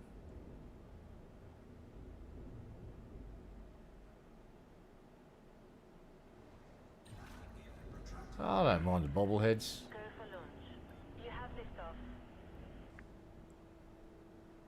Like, there's a couple of things in the store now. Like there's some decorations for the Day of the Dead and things like that. They're limited time stuff. I don't mind getting stuff like that.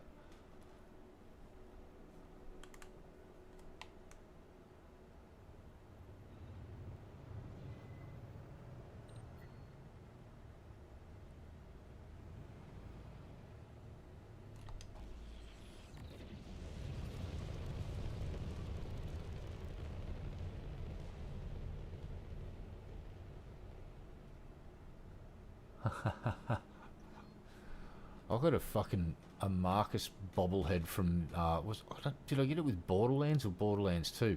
That thing's still in its box. And you're clear. Best of luck, Commander.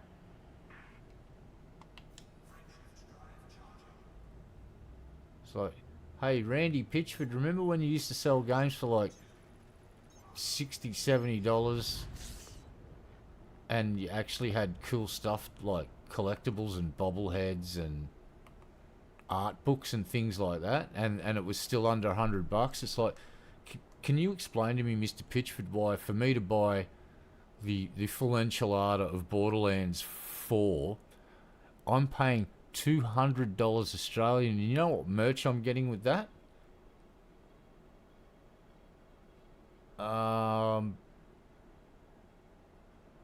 Yeah, nothing. Not a goddamn thing.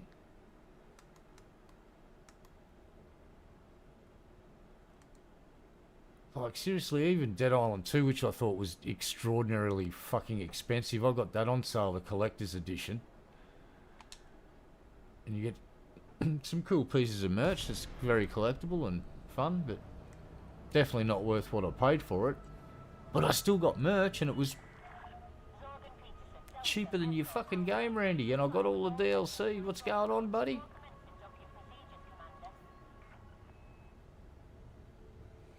Yeah, I don't even know if Borderlands 4 the game sucks or not. I'm just saying, for $200 to get the whole fucking game, it's like,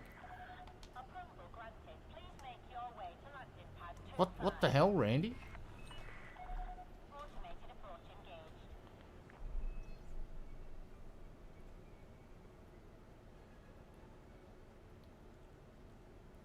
I don't know. And wait until you see what happens at EA now that that Saudi Arabian consortium alongside the American investment company. Oh Jesus Christ! I don't know what's going to happen to EA, but it's not going to be pretty. I suspect we could see. You know, remember what EA used to do to game studios? It would acquire them, suck all of the good marrow out of them, and then throw the rest into the garbage bin and fire everybody. Take their core technology and then fuck off with it. Hey, oh, Randy squirt porn at the medieval restaurant USB drive fiasco. Hilarious. And his defense, have you seen squirt porn? It's magical. It's like, fuck you, Randy. I'm a huge Borderlands fan too. I had a 6-foot-tall Borderlands poster for several years. I actually sold it to a bigger Borderlands freak than me that was making a games room. He saw the poster and he went, dude, I must acquire. And I went, you can have. But it was literally as tall as me. This Borderlands 2 poster was fucking brilliant. Made this really cool, wacky sort of wooden frame with metal studs and acorn nuts and shit, so it looked kind of like it was built from scrap. Yeah, I've Borderlands 2 is one of my favourite games ever. I played that and the original Borderlands with a crew of my friends, and we put in easily 1,000 hours each, because we all had rare loot mods when the game first came out. So some of the finds that we got actually ended up on Borderlands Wiki. We found some fucking mad weapons, because we all had rare loot mods, and there was always 4 of us with them on. So the loot we used to get was just insane. See, here's another thing. Randy used to give... We bought Borderlands, we got physical merch, and we got these cool little perks, and it wasn't just shitty skins. It was like, hey, you get these rare loot mods that increase the chance of you getting the juice fucking loot dropping.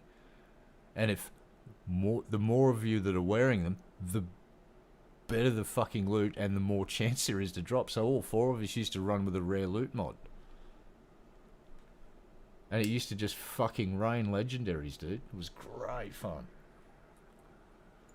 Yeah, I had Pong, and then I had a ColecoVision, so I used to play... What was my favourite ColecoVision game? Space Fury was fucking good. Ladybug was like a Pac-Man clone. Space Fury was an Asteroids clone. I'd had Zaxxon, that's right, which was kind of like one could argue it was the first 3D video game. Well, my ColecoVision had an expansion slot, and you could buy this other thing that would plug into it. It was basically an Atari 2600 that you go clunk into the front of your ColecoVision, which would then get its power from the ColecoVision unit. The way they designed it was brilliant, and it just was basically an Atari slot. Think of it as a big cartridge to put game cartridges in that you plugged into your ColecoVision. That's what it was. Imagine being able to buy a fucking PlayStation and being able to throw an Xbox disc in it and go blah, and load it up and play it. That's what they did.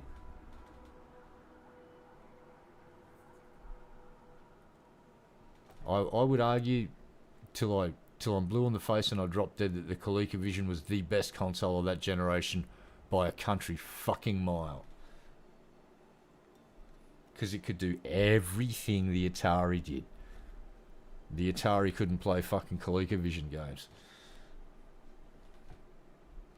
And I would argue that the ColecoVision graphics were far superior. Listen to me, ColecoVision fanboy. And I used to have a working one till my fucking brother... Yes, you piece of shit. I gotta find out what happened to that fucking thing. I'm pretty sure he pawned it, the wanker.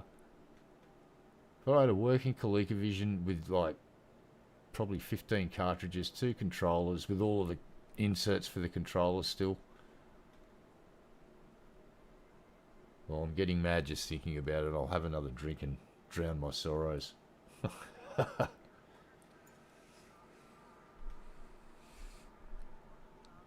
I don't know why they haven't done another ColecoVision console release. Like they did the Atari 2600 Mini and all that shit. I'd buy a ColecoVision just to play fucking Ladybug and a few of those games again.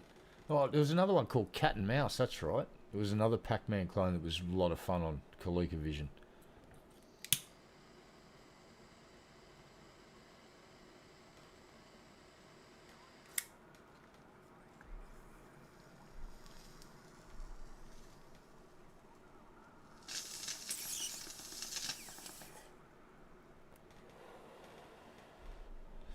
Oh, the thing that pissed me off.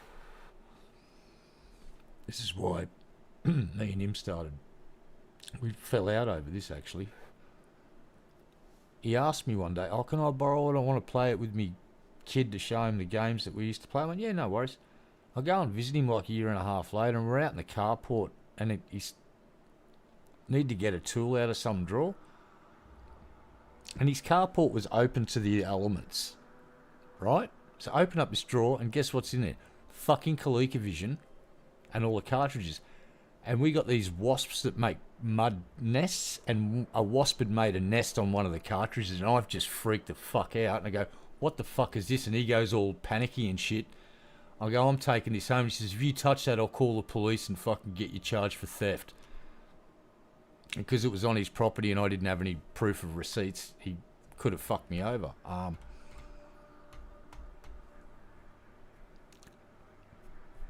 So I had to leave the ColecoVision sitting out in his carport, and I don't know to this day whether he's still got it or whether he fucking sold it off. But every time I mention it, he says, "You're mentally ill and you don't know what you're talking about," because I'm on a pension for bipolar disorder.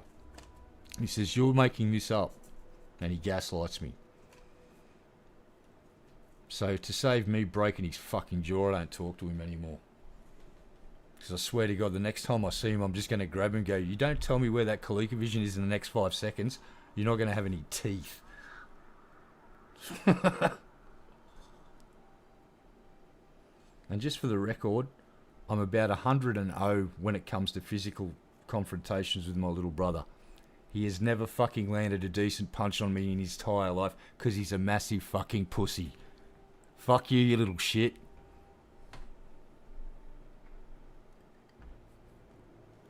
Oh, we did. I fucking... About 18 months later. It was sweet revenge. About 18 months later, I get a call.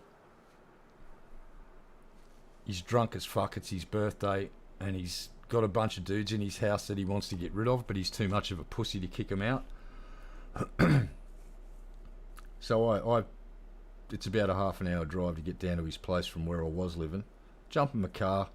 It's like 9 o'clock at night, and I'm just like, fuck this. I'm 5 minutes out from his place. I get another drunk call.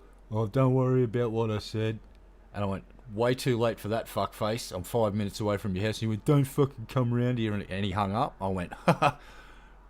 Pulled up in his house, pulled up in his driveway, knocked on the door. He opened the door. First thing I did was I grabbed his fucking shirt with my left hand, straight in the fucking mouth, dragged him out of his house, threw him on the ground. He started crying like a fucking baby. And then I saw there was a bunch of dudes in his house, and they turned the lights off. So I went to his carport, found his fucking fishing tackle box, grabbed the fucking the gutting knife, and went straight inside. Found the first cunt.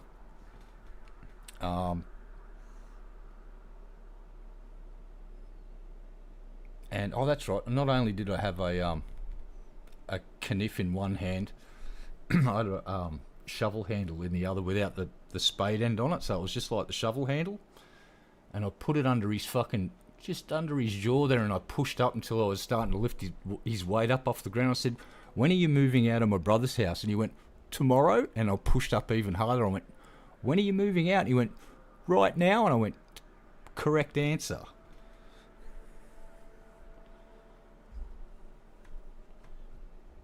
Then I went back outside and punched my brother again, and then I left.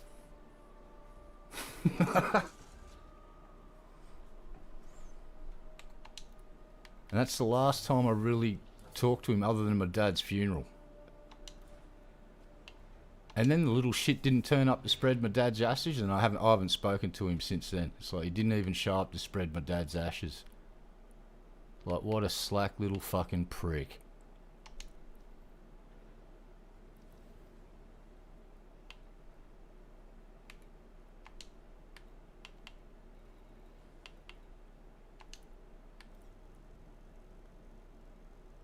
There is one little silver lining though. He's not my blood brother. We're adopted, so you know, there's nature versus nurture. There's an argument for both sides, because the way he turned out was nothing like my mum and dad raised us.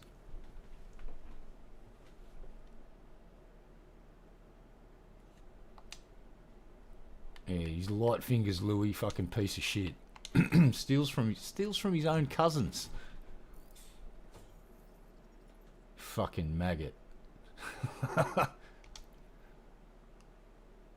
Yeah, that was an interesting catch up when I caught up with my cousins a few years ago, and I hadn't seen them for many years. And my brother used to go down and visit them, and every time he'd visit them, he'd leave and shit would go missing. It's like, fucking really? Oh, look, I'm jealous. I know many, like, my best mate, Humble, I won't drop names, but he's got a pretty decent sized family with a couple of brothers and sisters, and they all get along like fucking a house on fire, mate, you know? Like, and the whole family solid. I actually call his mum Ma, because I've known her since I was knee high to a grasshopper, and she's I was a cheeky little shit. But she is, you know, that family is solid as fucking hell. Our family is just a dysfunctional clusterfuck. And that wasn't my mum and dad's fault, that was my brother's fault, because he's a fucking dickhead.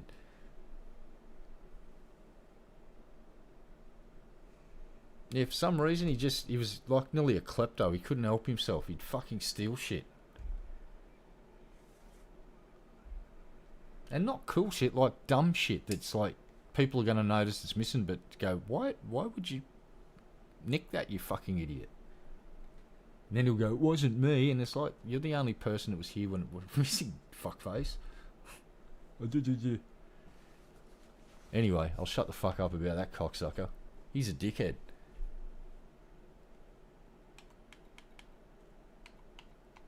I won't drop his fucking name, but god damn I should. But that'd be doxing. It's like, nah, I'm just telling a story and it's my brother, so get fucked. Well, I think everybody knows someone's got a brother that's just a fucking piece of shit. Luckily, it's the exception and not the rule. Usually siblings are pretty fucking cool with each other. That's been my general observation of humanity.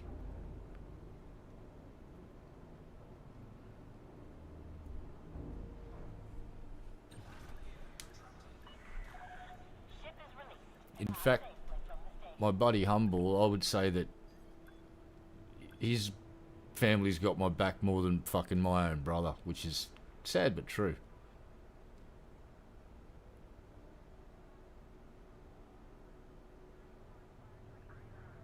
And I could tell you other fun stories that he's done to make a complete and utter prick out of himself. But yeah, I think you get the general idea.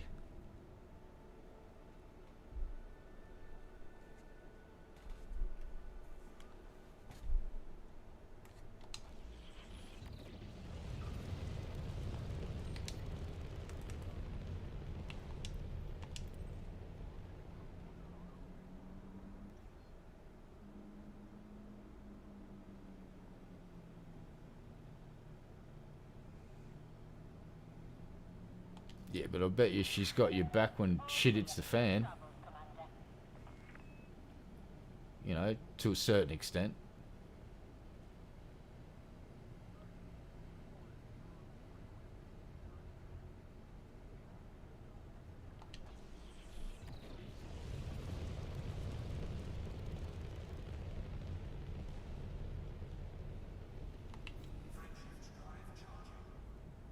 Let's go. Let's not, no, not doing that. We're going here. Thank you. There you go. Well, I think the saying that would be fitting for me is that I wouldn't piss on my brother if he was on fucking fire, and I'm pretty sure he'd do the same for me. No, in fact, I'm pretty sure my brother would pee on me a bit, but basically around the part where he thinks my wallet's in my pocket, just so he can grab my wallet to empty the cash out of it before it burns. And maybe grab my mobile phone in the hope that he can fucking sell it to someone.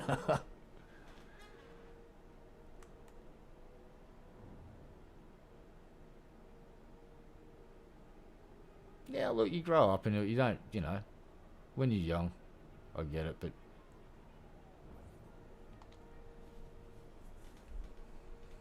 no, the thing that really pissed me off was when he didn't show up to help spread my dad's ashes. All we did was go to a golf course that he used to play on. First thing in the, like before everyone went to work. Like my stepbrother drove 3/4 of an hour away from where he was working, and he got there at like 5:30 in the morning. He was there before me. I turned up, we waited in the car park for about 20 minutes and the little fuckhead didn't show up, so we just went, fuck it. Went for a walk out to the golf course, found a greenskeeper and went, explained the situation. They knew who my dad was and they went, no worries, mate. And I remember walking around and we spread a little bit of his ash on each of the 18 holes of the course he used to like to play on, one of the two courses at this place. And it was on the 13th, that was his favourite hole. And a couple of the greenskeepers were there and they were within earshot. And I'm walking along the fairway and I just do a 90-degree fucking turn into the rough. And walk into the rough about 10 steps and then start walking in the rough. And I just spread a bit of Dad's ashes in that rough there near the river. And then walk back out. And everyone said, and my stepbrother and the other dudes were looking at me and I said, do you really think my dad never hit a fucking ball in that rough there while he was playing here in his fucking 60 odd years of playing golf? Give me a fucking break. Everyone pissed themselves laughing. I just sort of did this random on the spot fucking joke with my dad's ashes. Just to lighten the mood, because like I was getting pretty sad, realising, oh, this used to be my dad and I'm spreading his body on a golf course. This is pretty fucking dark. Then I realised, hold on, he played golf. And I'm pretty sure he sliced a few into the rough over here. And hooked a couple. So I put some of his ashes where he would have hooked a couple of the balls. Fuck it.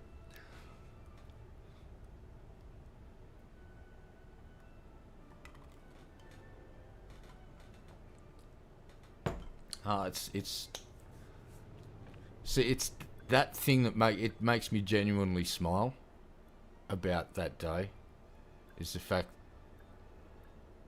my stepbrother was there. He was solid as fuck and he had every reason not to be, but he still was there. And he got the joke because we were both pretty sort of and it really just shattered the fucking depression and it lightened the mood a lot. And yeah, I'm glad I did it. It's like a lot of people would say that's disrespectful. It's like, no, it's actually, I think my dad really would have appreciated and got the joke. I only did it on the 13th because he said that was his favourite hole, so yeah. Oh, don't get sad. Like my old man, he lived till he was 76, and he, believe it or not, it's kind of weird. The night that he passed away, we put him into a respite care home for the night, and it was on the same fucking street the golf course was on. He was literally a stone's throw away from his favourite place on the fucking planet, and went during his sleep. Nurses came in the morning and just found him fucking dead. I was like, well, shit. So yeah, I'll never forget that. And what really makes me sort of smile is the fucking dudes, the greenskeepers there, that when they heard, they were looking at me really weird. I said, when I said it out loud so they could hear it too, they fucking burst out laughing too. It was one of my finest comedic moments. I was spreading my dad's ashes. There you go, Dad. Get that up, yeah. Fucking goose.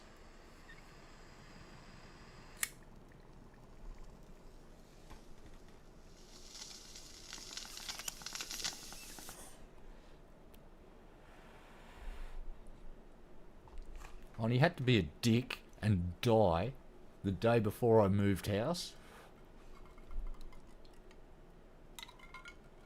It's like, way to get out of moving some stuff, you fucking bastard.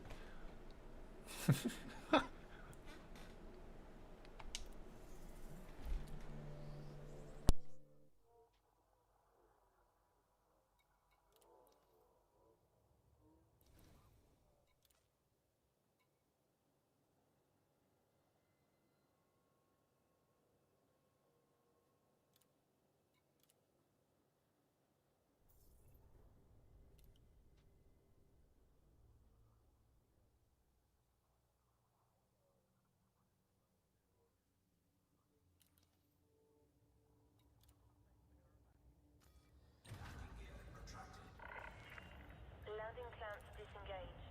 Do you have liftoff? Oh damn.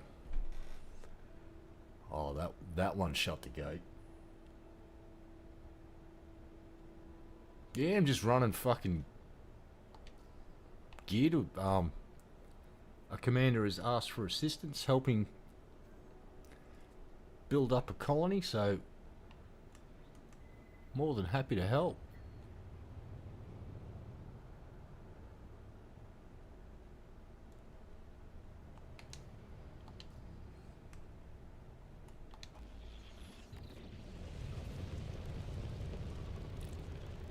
This is our last run. We've done 13,000 units of steel for them.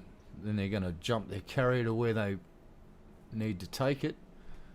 And while they're gone, I will be performing some shenanigans You have now departed in the Corvette. fire zone. Flight control. See what sort of trouble we can get into this system. Make some friends, influence some people. I don't know. I'm just going to keep drinking bourbon though. That's agreeing with me tonight. Yeah, so I'm just running around from this station back to this carrier and just running steel. Making a tidy little profit off each run, which is greatly appreciated.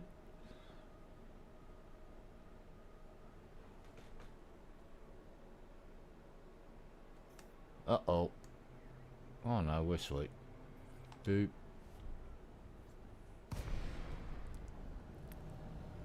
Oh, yep, that's the front. And off we go. Jordan Peterson, Delta, Echo, Alpha. Please comply with access protocols before commencing docking. Oh, no, that is not the right side. I have just fucked that up. Oh well, fuck you, Hal. You can take us in. Close enough. Let's go. Permission granted. Land on designated pad number 40. You're approved for automated docking sequence. Are we? Cool.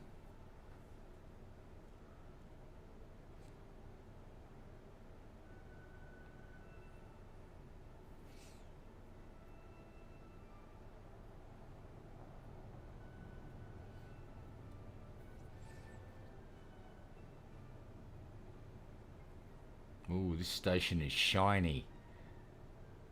Shiny station.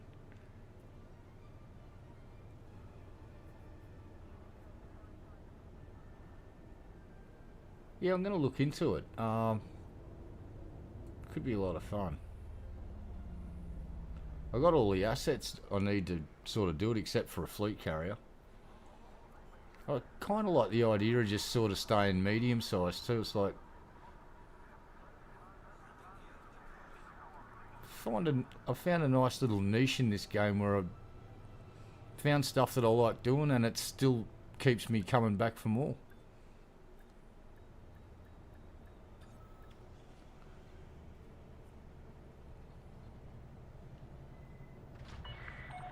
Contact confirmed. Deactivating docking systems. Enjoy your stay at our facility, Commander. Yeah, well, apparently there's this squad of dudes or a clan or whatever, and it consists of a bunch of people, and they've kind of made like a third bubble of humanity, and they're... Oh, what nebula was it in? Was it in the California Nebula? And they're trying to build a bridge between there and the bubble, and that'd be the sort of place I'd like to go and look for somewhere to colonise. Is when it sort of gets out away from the bubble a bit. You might be able to find some really good systems with a whole bunch of fucking really good mineable planets. Is it the California? Yeah, it's California Nebula, right? And I find that like a really sort of enticing idea to get out there and sort of get in amongst that. Because I've been in the bubble for years now, and it used to freak me out the idea of travelling, but I've been to Colonia and back, and it's like I survived that.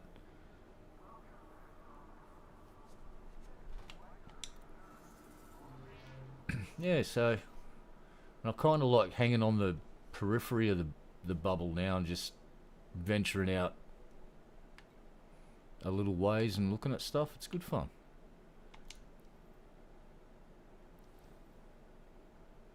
The only thing I'm not good at is dealing with murder flowers.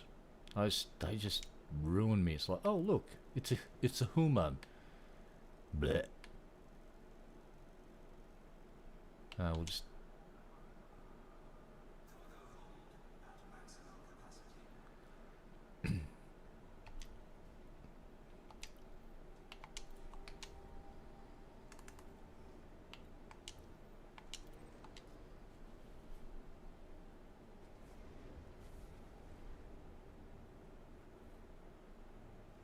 Okay.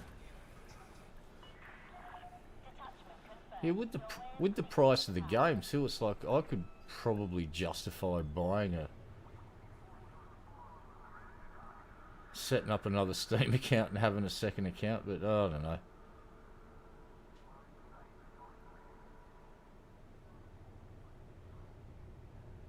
Wouldn't take me that long to get back over to Colonia. It'd be a couple of sessions of just jumping and exploring.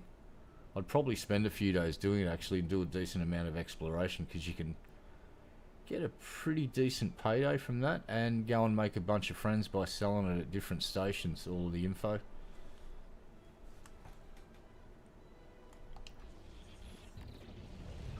Well, that's what we'll be doing now, is we'll go on.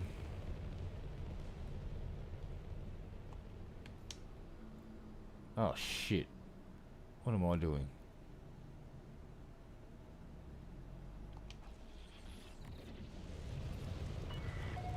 Clear of the station limits. Goodbye, Commander. Alright. Frameshift drive charging. 4, 3, 2, 1, engage.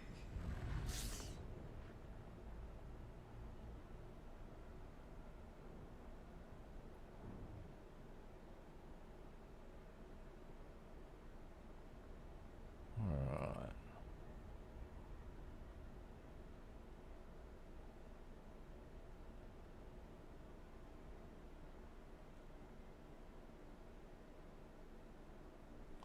What's going on here?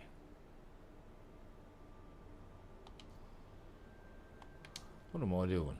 Oh, fucking hell. Have another drink, you dipshit.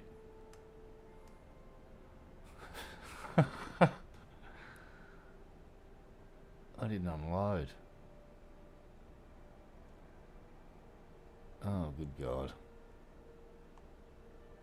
What is this fucking flight?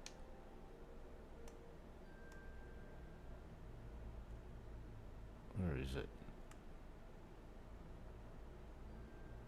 Alright.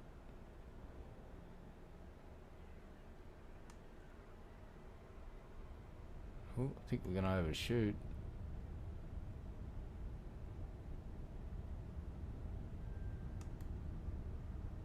No, I think we're gonna be alright.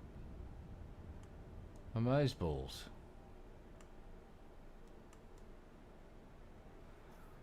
Yeah, Steam sales are good.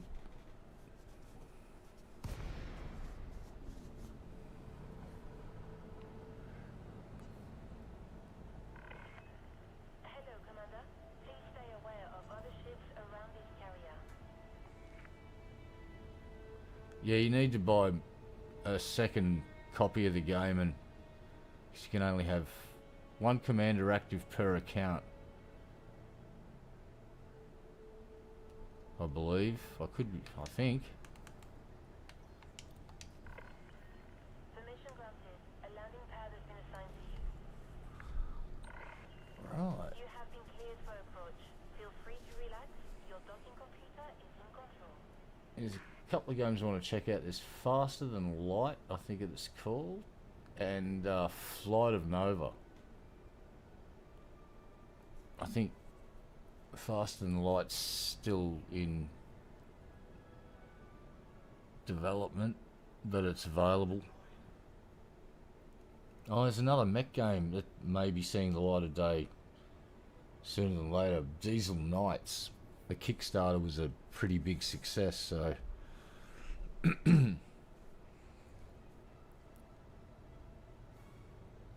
that looks interesting as well.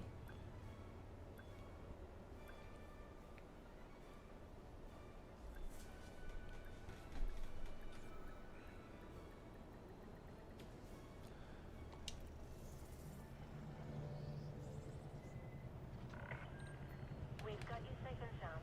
Clamps engaged. Welcome to our carrier, Commander.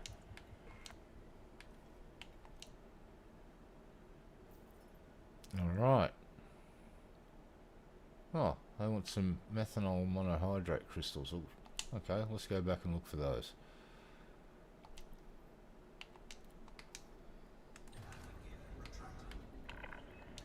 Clamp release confirmed. Restrict speed until our carrier is far behind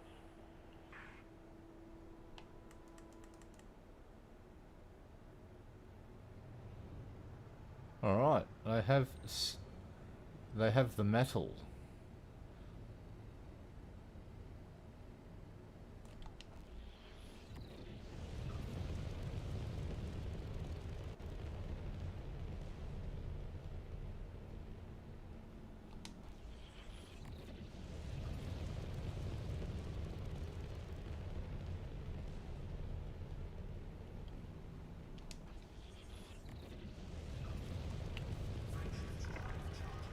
Speed restrictions have been lifted.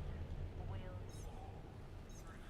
2, 1, engage. Whooshka. And off we go.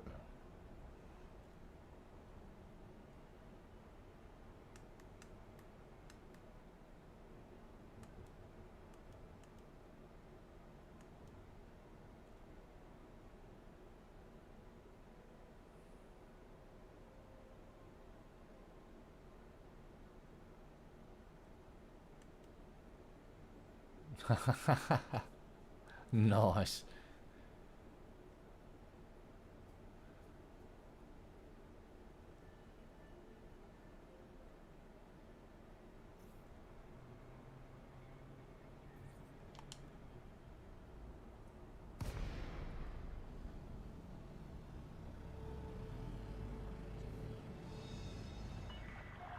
Northern Peak, Delta, Echo, Alpha. Permission is required before docking procedures can begin, Commander.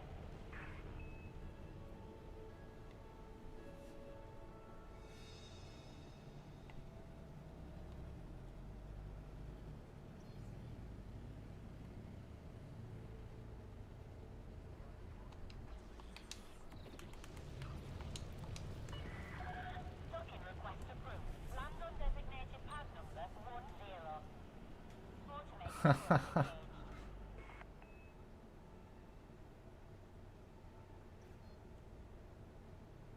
Why not, mate?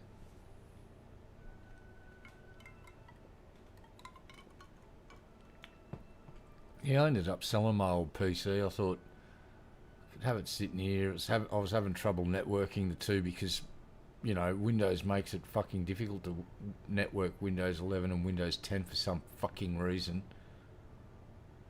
They could see each other. I couldn't share files. It wanted a password thing. I set it so there was no passwords necessary, and it was still asking for passwords constantly. It was just broken. So I went, you know what? Fuck it. Got $300 for it. That was awesome. And now the guts of that old PC are sitting in a very nice water cooled acrylic case. It's all see-through. Even got my old video card and put a water cooling block on that.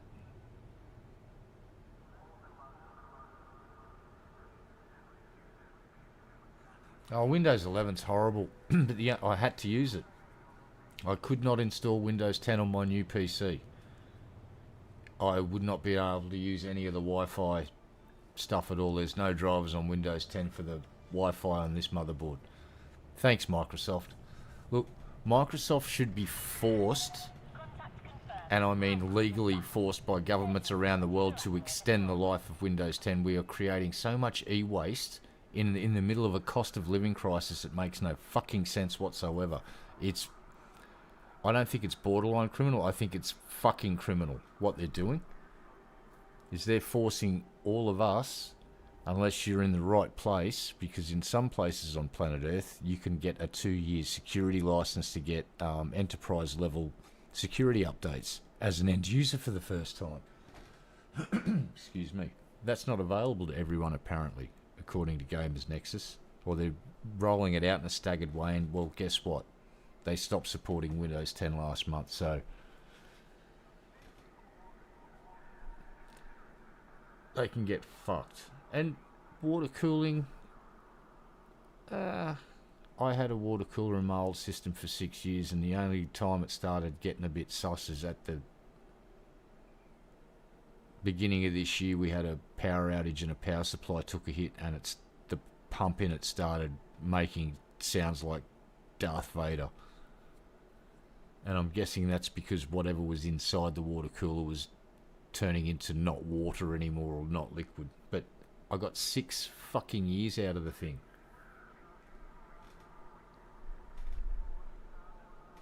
That was kind of cool. Having said that, I've got an air cooler on this new system.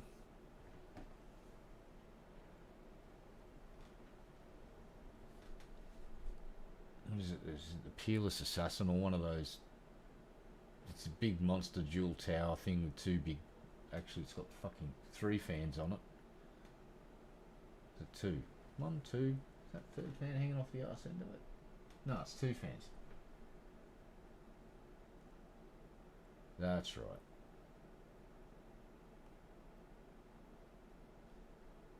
There's 15 fans in that case all up, including the GPU. I may have gone slightly overboard. So first of all, we're going to sell this back to them because we don't need... Oh, they're not buying that back, eh? Alright, so what we've got to do now is go over here. Go to here, and we are just going to...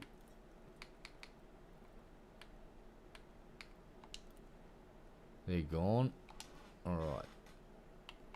Now, what was the stuff they needed?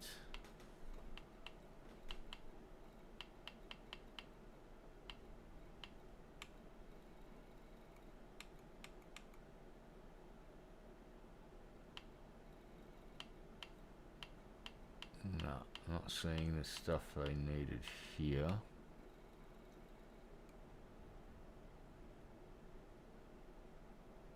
Right. Okay. Well, what we can do now is go here.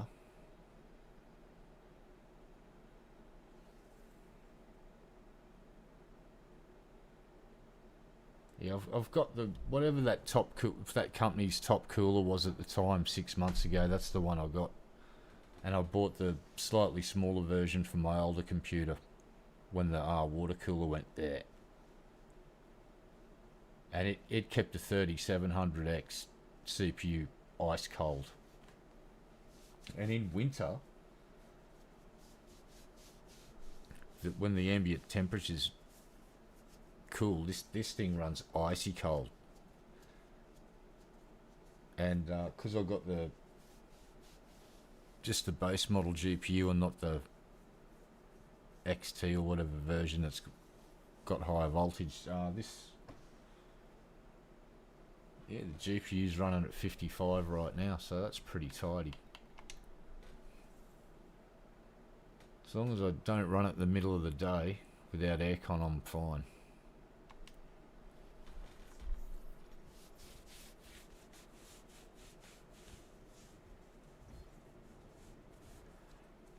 Yeah, they Windows. Yeah, you need. Well, you're supposed to activate it with the user account, although there was. You could do that simply, but then they patched it so you couldn't do that. But then they worked another way around where you can still do it. It's just a couple of more steps so you can just fucking do it.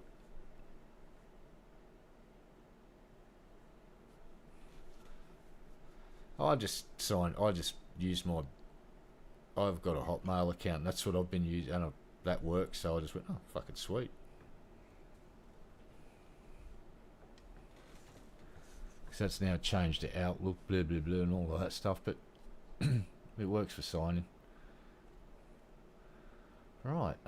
Let's go to here. Over to here. Right. You're happy.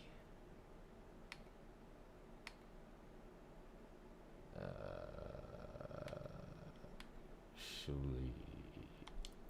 Let's make sure we got ammo as well. We have ammo. We're good.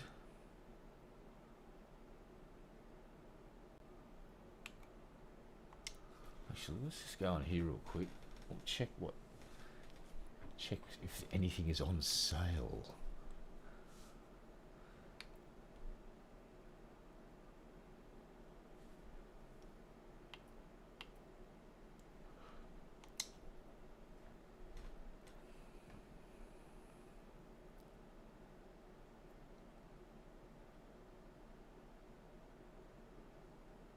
Yeah, so here's the Day of the Dead stuff still here.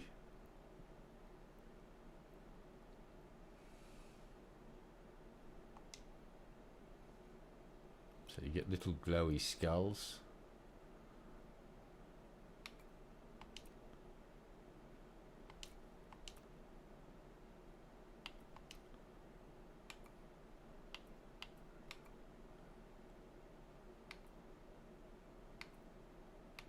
These guys as well. What are those guys? Oh, and this dude.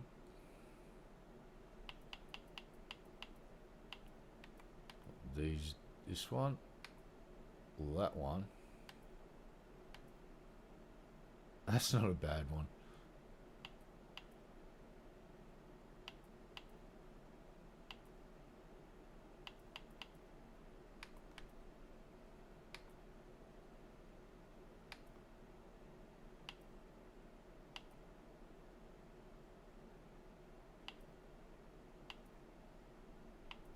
Yeah, these are the ones I already got.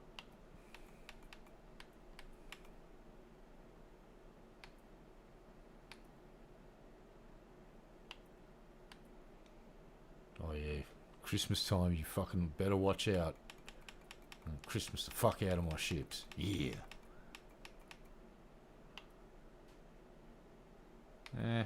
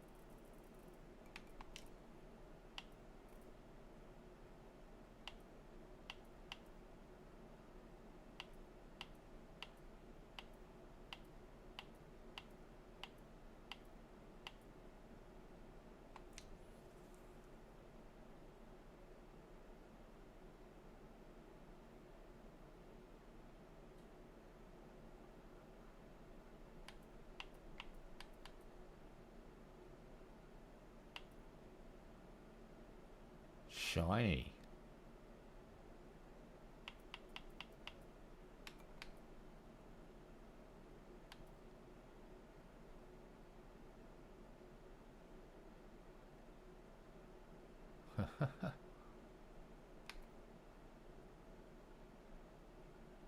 That's not bad.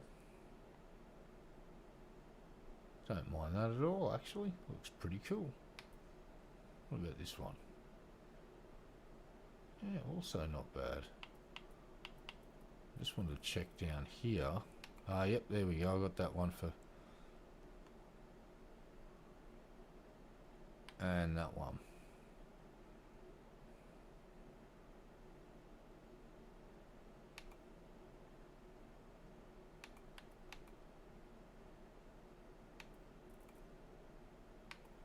Bloody hell.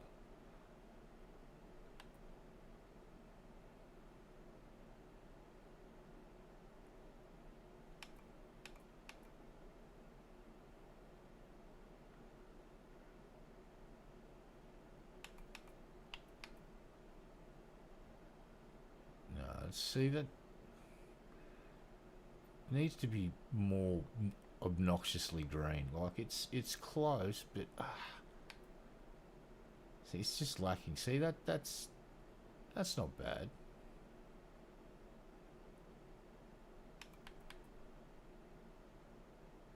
Uh,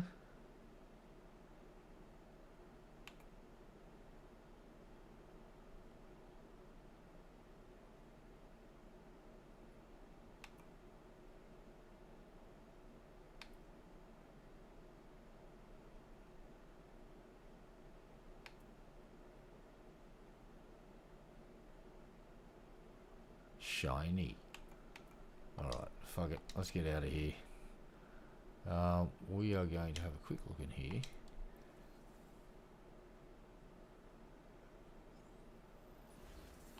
What have you got?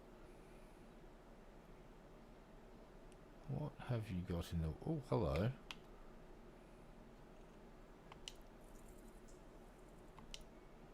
Alright. So we're going to just bribe a few people here. We want to get friendly with whoever's running this system so we can get some backup from system security. And hopefully this will make them a little bit happier.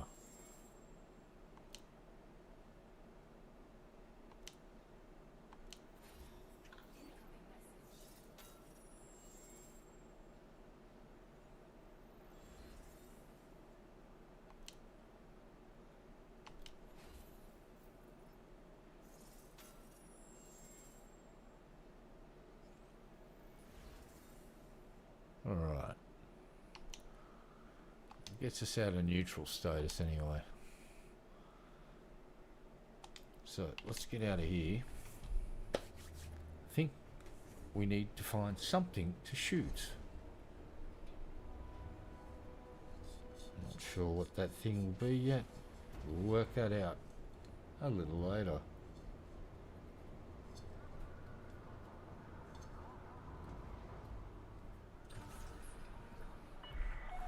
Detachment confirmed. Your way is cleared for departure.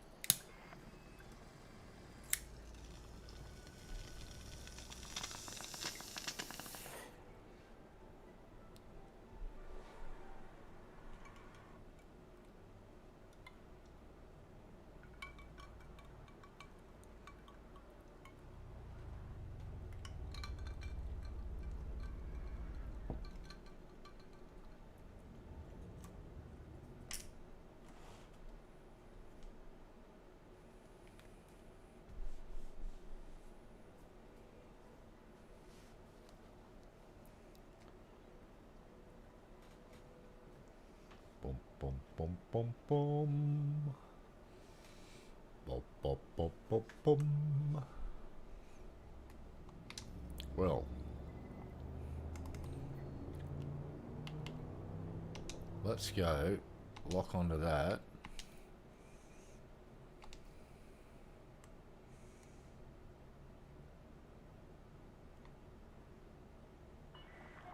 All clear. We hope you have a safe journey.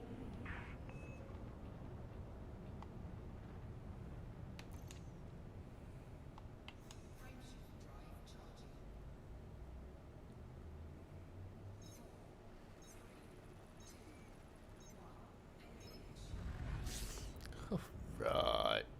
got a couple of messages and I missed them. So just let me slow down here. Oh, alright.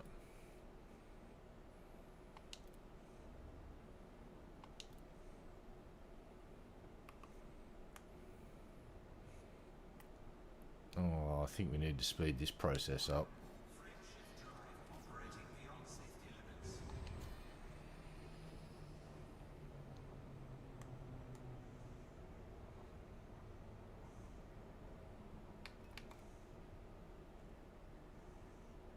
Kick like a fucking mule. Well, I learned something today about Rickenbacker bass guitars. They're fucking really expensive in Australia. So, oh. I'll have to see if they do an imported cheaper version of the Rickenbackers, because I kind of always liked them because Lemmy.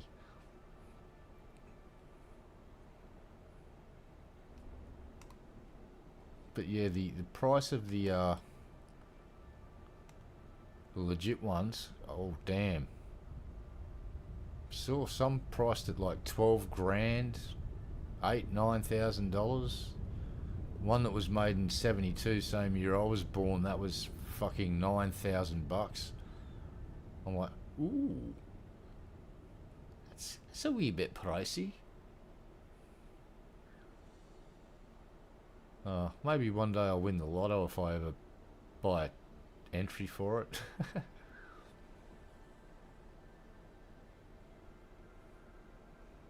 Yeah, I could spend an obscene amount of money at a fucking guitar shop. Yeah, I always liked Rickenbacker basses. It's just I've never really got into playing bass, and it's not that I'm super into playing bass now. To just be kind of fun to have one to noodle on and learn a couple of Motorhead songs. And just be, I just like noodling on the guitar. It's a lot of fun. I should even think about buying a course of lessons from a decent YouTube guitar teacher, because I could probably use that. Wouldn't hurt. Uh-oh, we're about to run into this fucking thing, aren't we? Shit. Hello. Alright, we're not going to run into it. It's fine. Alright, now, who we got here? Any criminals? Oh, fucking straight up. Hallelujah. Hello, sir. Halt.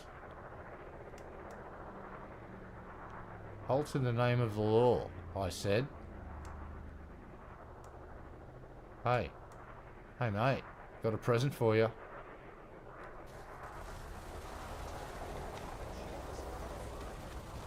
Goodbye.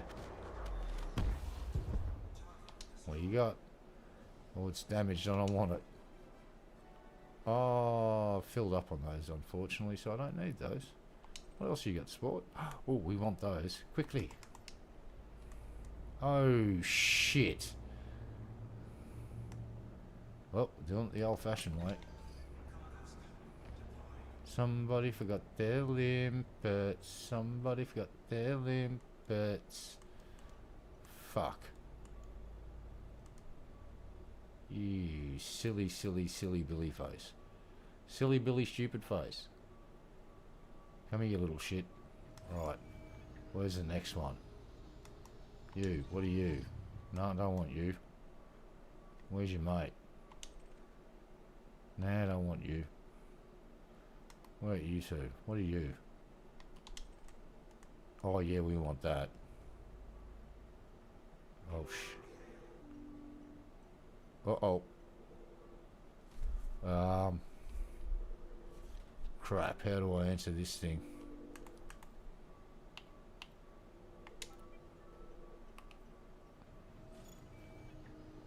Hey. You have a full load of steel, mate, ready to ship.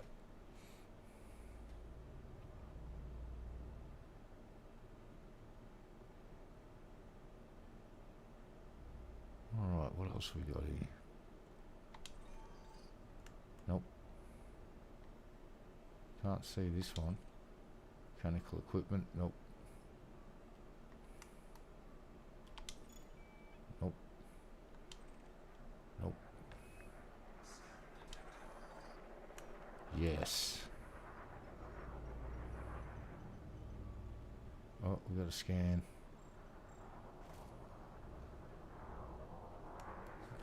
Have you gone to change the plans, man?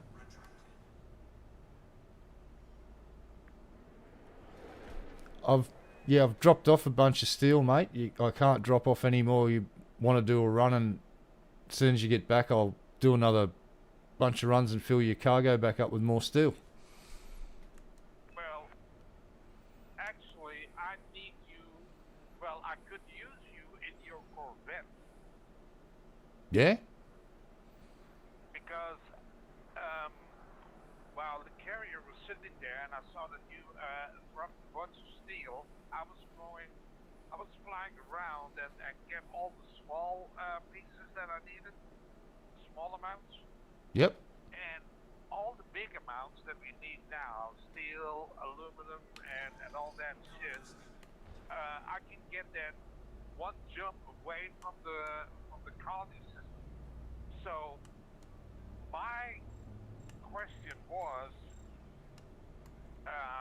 it would be extremely helpful for me if you would stay in the colony system with your Corvette, and each time when I come in, you take out the pirates, because each trip I have a couple of pirates behind me.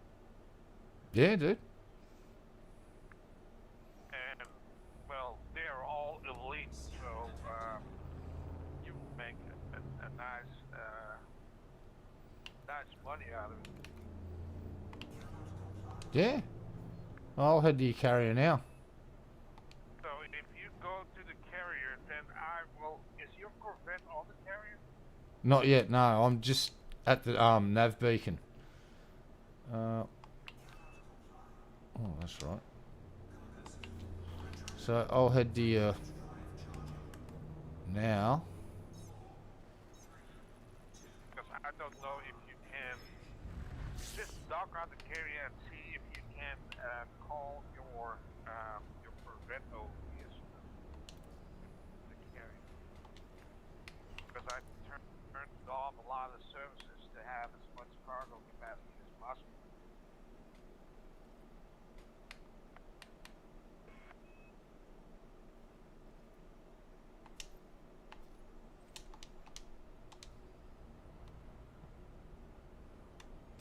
Well, I can leave the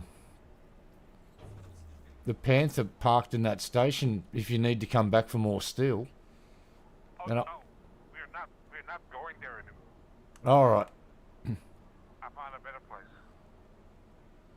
Oh, wherever you end up, I can just call the Panther over. No problems.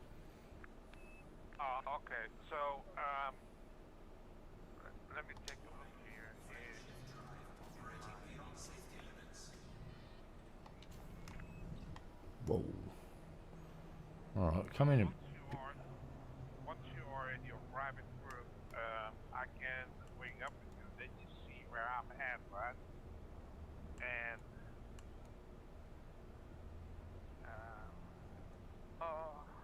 look, and the system where we go and get our stuff, like the steel and all that, it's well, it's only one jump away. Sweet. Let me. Well, I'm 11 seconds out from your carrier now. I'm just in solo, but as soon as I'm aboard, I'll let you know and you can jump. Or I'll log out and then log into your instance. Yeah, but first check if you can get your Corvette over. I'm in the Corvette now. Oh, you're on the Corvette. Yeah. Oh, okay. Yeah, I called it over before I bailed out of the game when I was doing a couple of runs. I thought it might come in handy to have it over. Looks like I was right. Damn, you smart. It's just I've been playing the game long enough to know that it comes in handy to have your favourite toys close by. Yeah, ain't that a fact?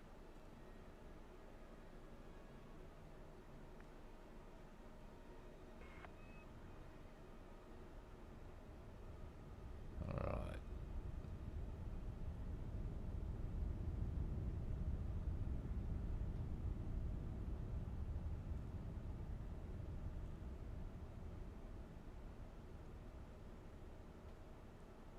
And we're just about to...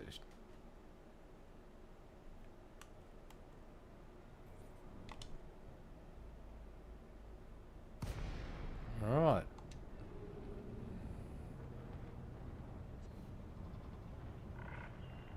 Welcome, Commander. Please request docking permission before approaching a landing pad. Alright, just requested docking. Landing pad has been assigned to you. What? Docking request confirmed. Assisted approach is good. I just plotted the route for the carrier. Yeah, I'll just see it's come up as leaving in 16 minutes, so I'll see if I can call the Panther over here, just if it's possible. If it is, we'll do that, or I can just get it transported over to the system that we're going to. Doesn't worry me. Either.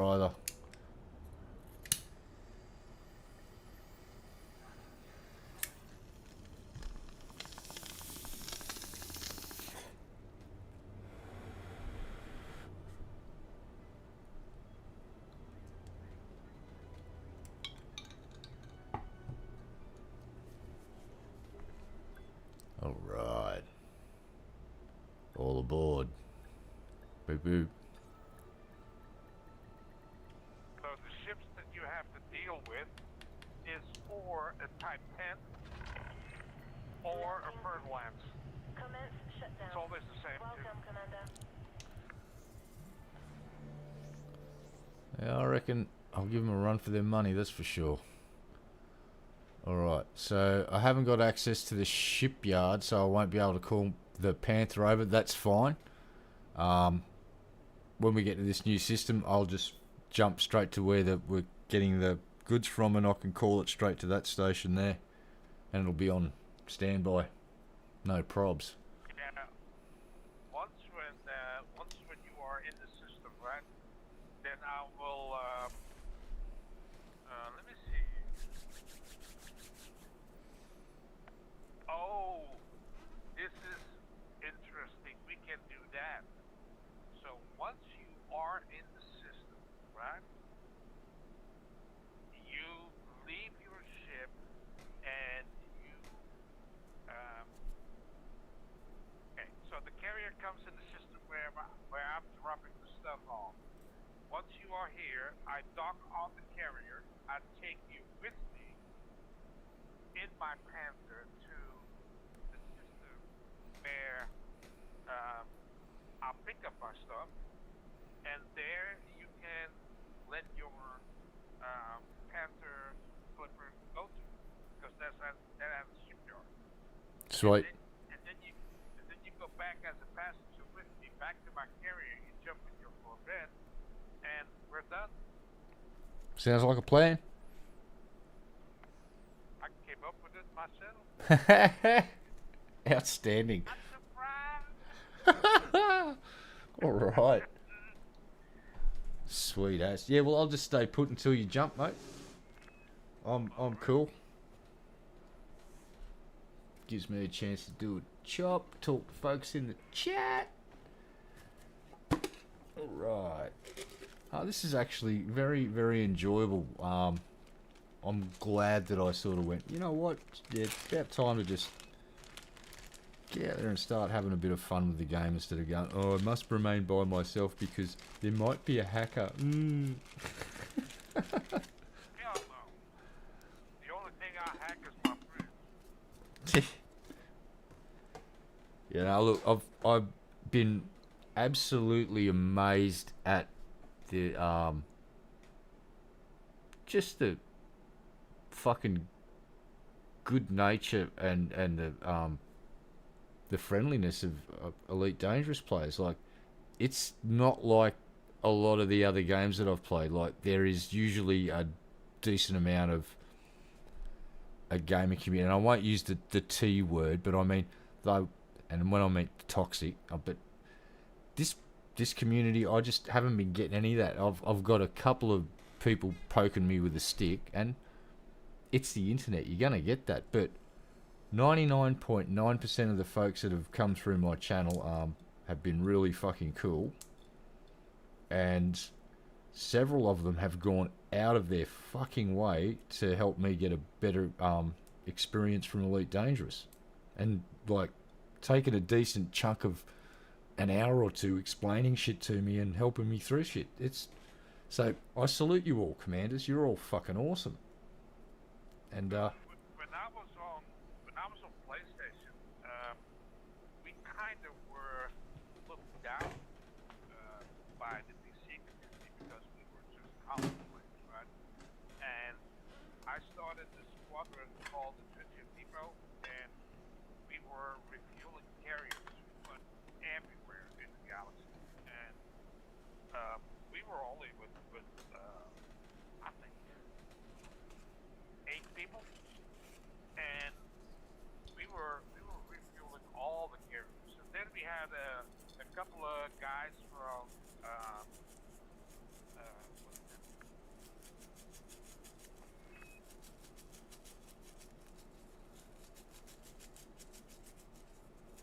Or something like that.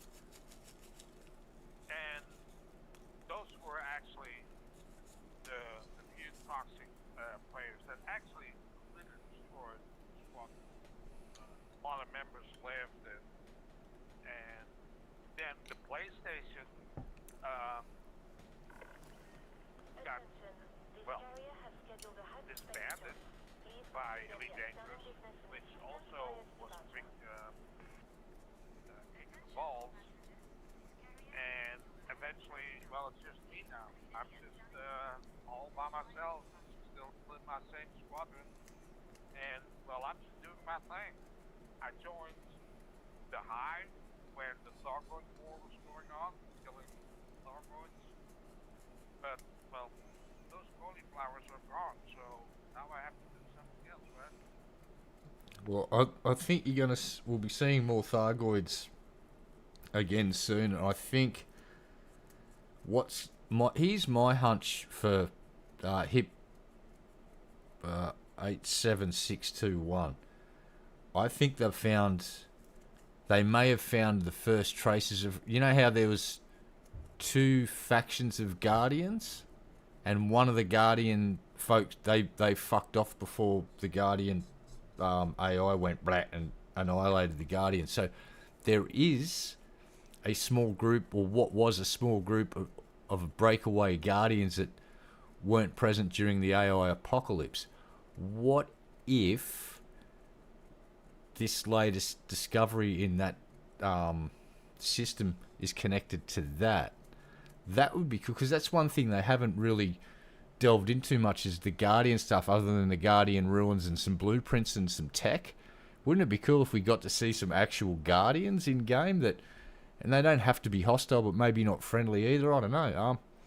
That's a possibility I thought about. It's like, what if this is another Guardian technology, or maybe an old settlement that I've found that's more intact, or maybe even live Guardians?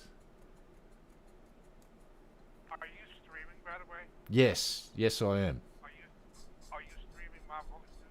Yes. Okay, then now for everybody, here's my tinfoil moment, right? A long time ago, there was one professor in Elite Dangerous that was being attacked by the government of whatever power because he was cloning stuff, and that was not allowed. Now, my understanding of everything was, when we went deeper and deeper in the story, in the game, that the Thargoids that we have going on here, that are always around the Pleiades, that those are actually cloned Thargoids. Because when Jameson left in his Cobra with that virus had to do tests on all those starbucks to see which virus would be the most devastating to use. Did not catch so many starbucks alive, so I think they were secretly cloning starbucks I like it. to do tests with that virus, right? Now, the starboards that came here with the Titans, I think those were real ones. Those were the pure blood guys, right? And they were here for something, they said. And I just think that the Titans that came here are kind of like from an outpost hive, and that eventually the big stuff is going to come and is going to burn everything down. Why do I think that? 2 years ago, there was a guy in my Discord when I was running the Tribute Depot. He said to me that he was um, a player in the game, but also a shareholder. Now, we're going to take that with a grain of salt, right? But he told me that the game was, when it comes to the schedule of what they have planned, the game is actually one season behind on schedule. And it is being discussed and scheduled, according to him, that a mega carrier is going to come out. One that is going to allow you to do intergalactic traveling. Now, with him telling me that, I was like, what if in the end the Thargoids are going to come massively into our bubble, into our galaxy, that we all have to take our suitcases and leave? That'd be a trip. That's actually really wild to think about. That's You crazy. have to be honest. The only thing that we can do is capture some of those Thargoids, and then we do some reverse engineering, and we are able to push them back. But we're always running behind.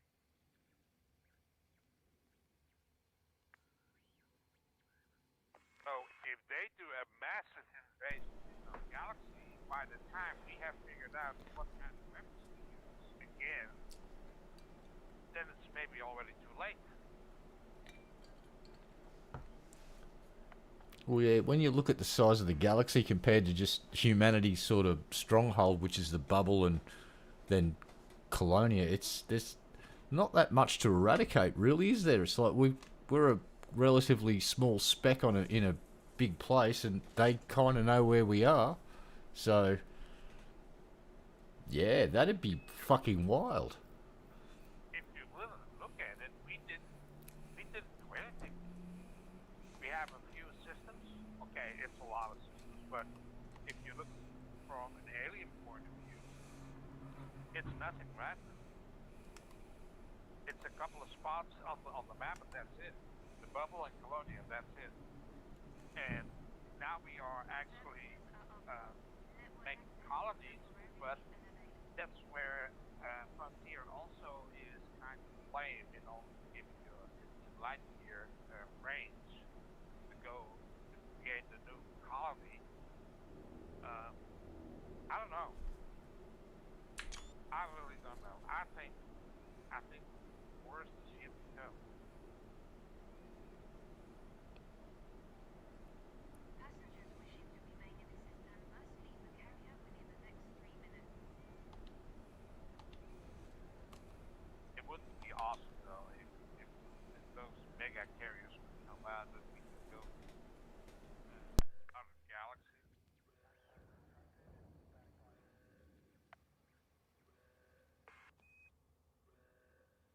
All right, we are in lockdown protocol. That's good. 2 minutes, 12 seconds. Detected. Hangar bay secure. All right.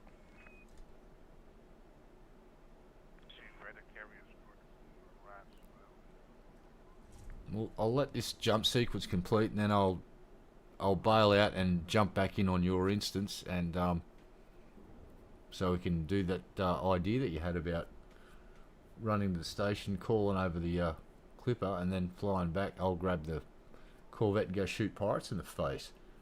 Or I might do it with the Panther, because it's got missiles, and I actually shot down a couple of pirates earlier today. That was funny as shit. Oh, here we go. We're getting some wild noises from in here down in this. I'm sitting in my ship and you're just hearing this big. It's like, ooh.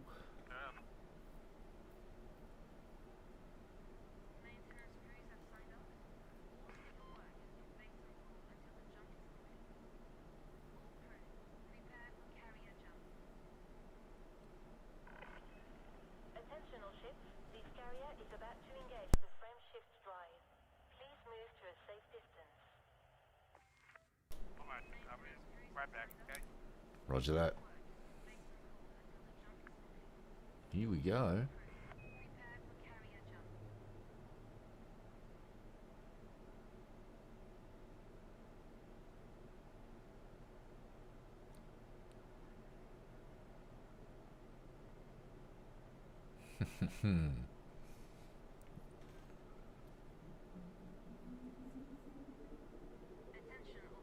She's spooling up.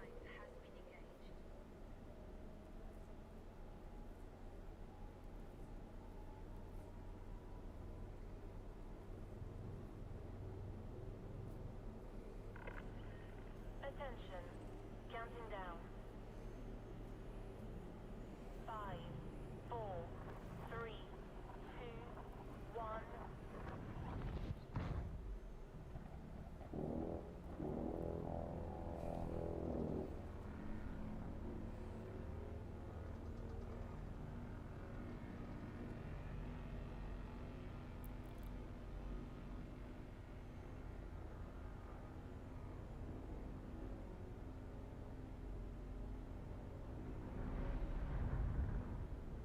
Alright, we're in hyperspace.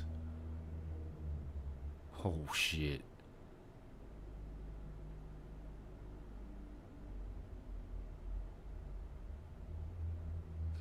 Space whale sounds.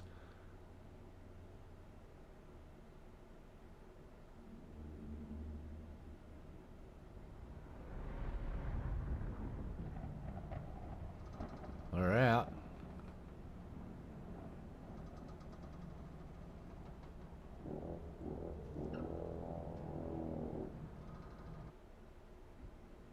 We're in.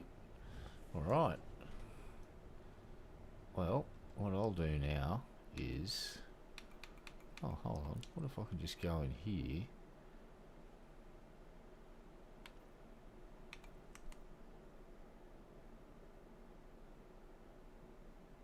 Alright. So I'll just go exit to main menu.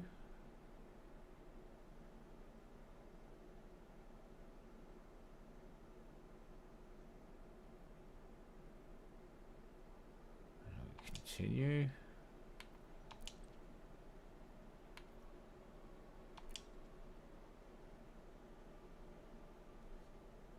Oh damn, don't run out of fuel, bro.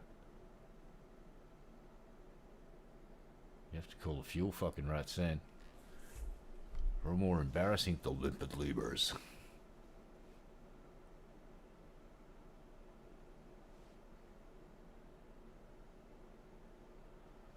Alright.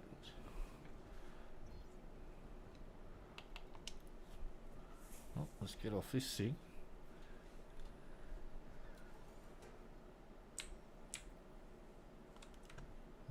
Where's the way out?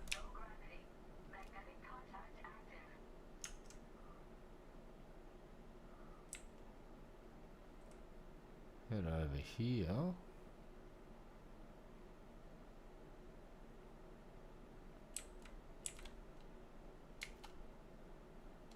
Oh, that's right. It's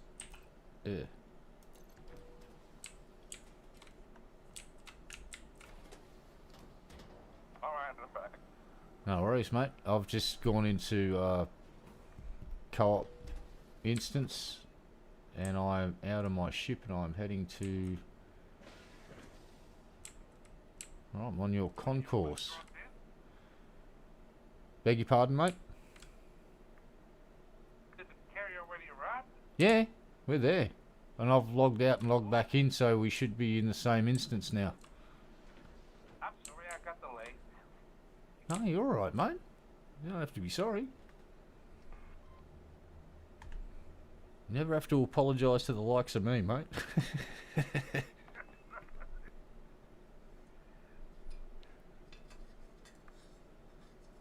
Perish the thought.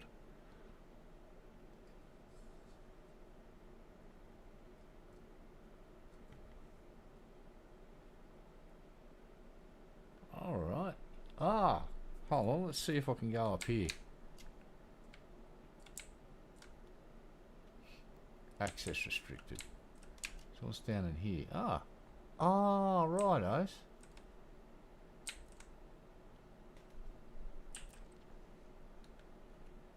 Bloody lovely view from here, mate. Look at this.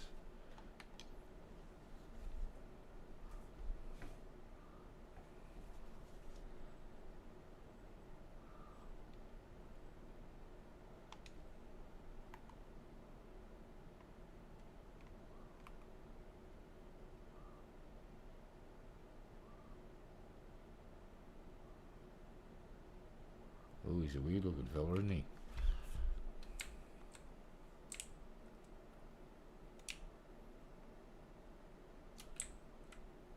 Yeah, I'm going to send you an email, but Ah, righto. How do I open that up? That's right. Q.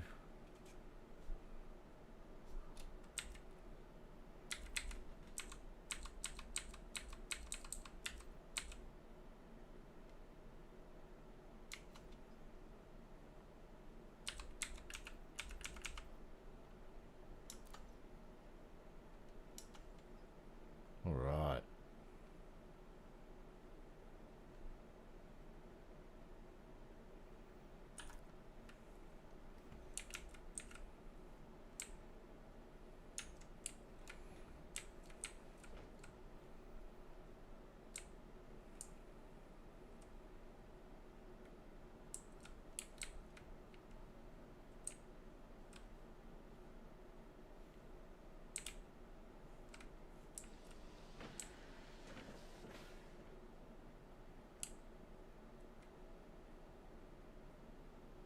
Cool.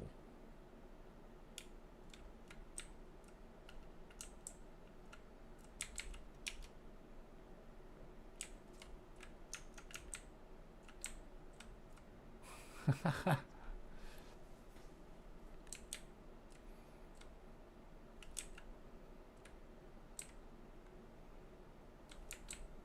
are you in the concourse?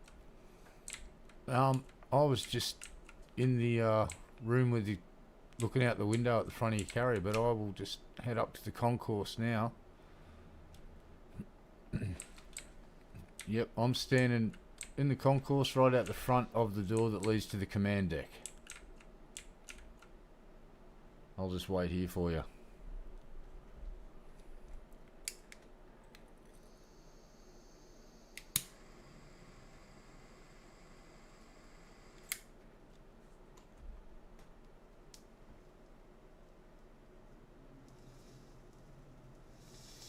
Oh, you are in the command deck.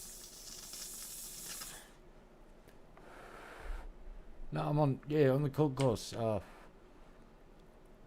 Yeah, I'm just standing outside of the lift door for the command deck. I can run around down here and look up, and I don't know if that's you sitting in the command chair there.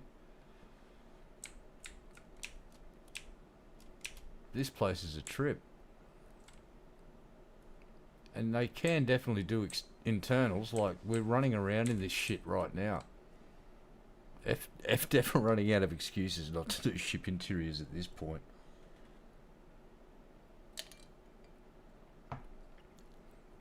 In fact, they've got a really good opportunity to make all Mark II ships interior active.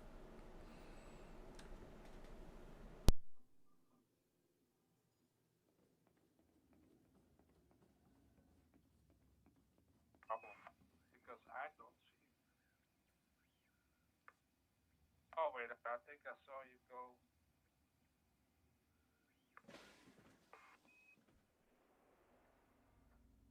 Come to the elevators where we go to the ship.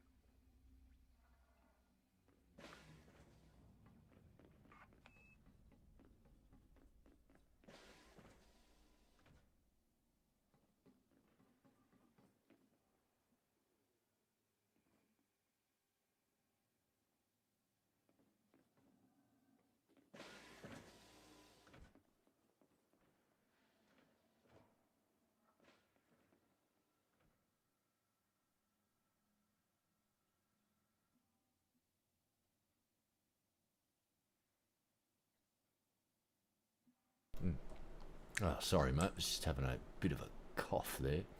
I'm just found the hangar doors too. Yeah, but come to the elevators where we go to the ship. I will be. All right. Express lift. All right. So.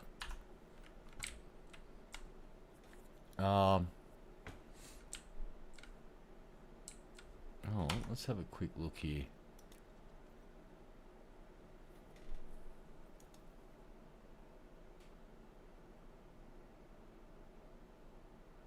All right. So what's going on here?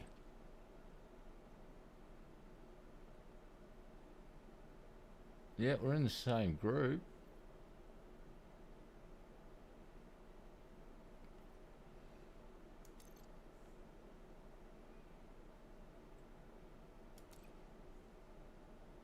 Shit, I had some requests pending too.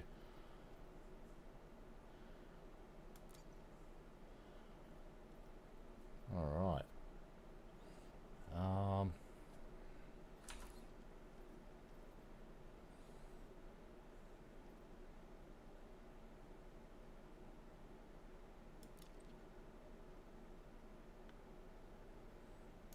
Oh shit, here we go. Sorry, mate. It's been a while since I've played with other folks and I had some things to click through. Hopefully. Alright, give me a look here. What have I done wrong?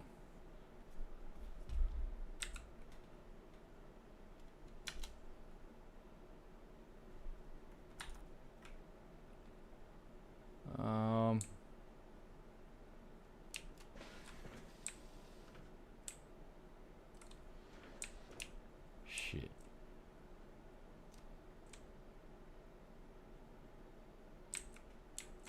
Shit, it's showing you on screens. Commanded. Yeah. Alright. I'm gonna go jump in my fucking ship. Alright, go to the hangar. Ah, hold on. Team invitation received. How do I get into that?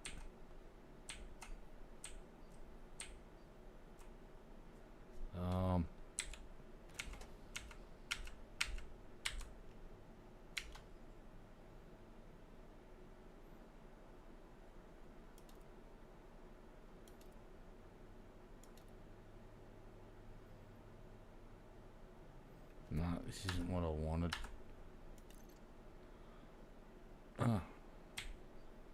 What is going on?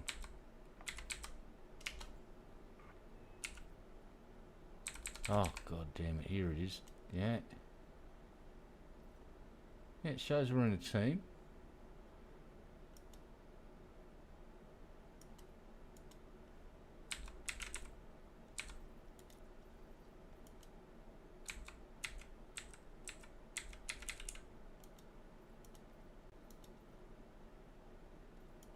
Oh, Jesus.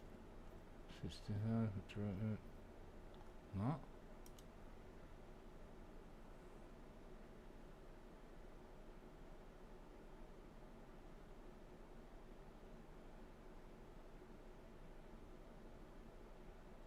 is going on?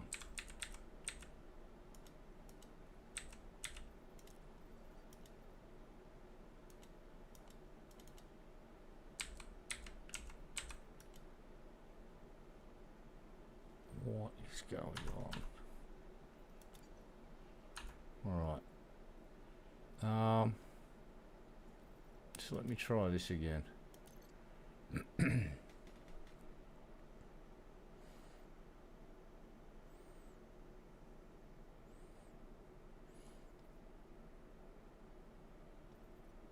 so we'll continue the game. Private group session. I'm looking at. Let me manage this group. Friends. Yep. So connect to private group session. I might have to send you the invite, mate. I'm sorry about this. I'm a fucking clueless idiot. Then we are too. I have no idea what I'm doing wrong.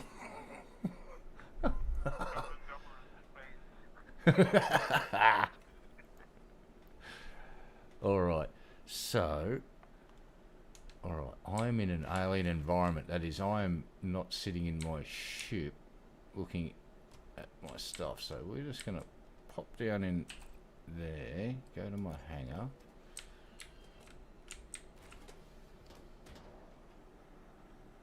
Pop down into the ship.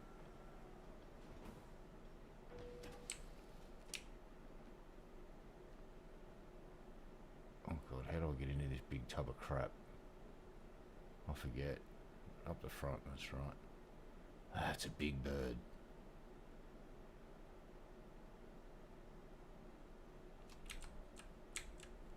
Alright. E. Board. Alright, now. What am I doing wrong here? Up here.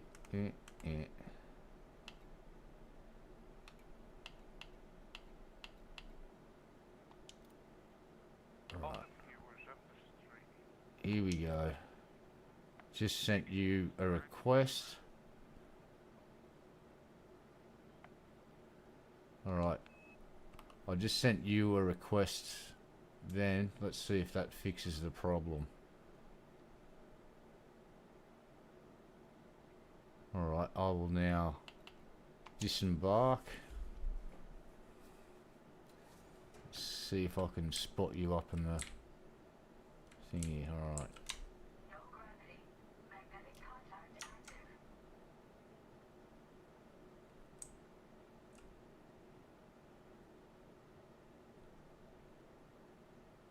Heading back in here. Heading to the concourse now.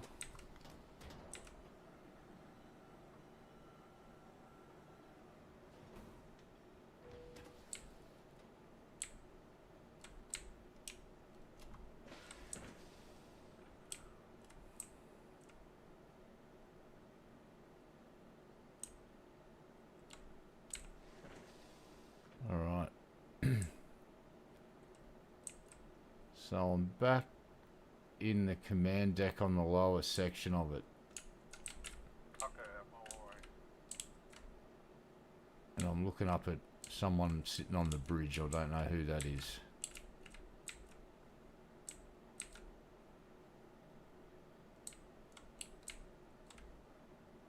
Well, I see no pumpkin head. Shit. Why isn't it working?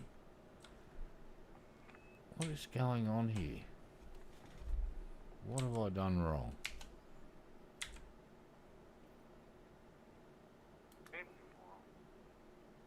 Team. Options.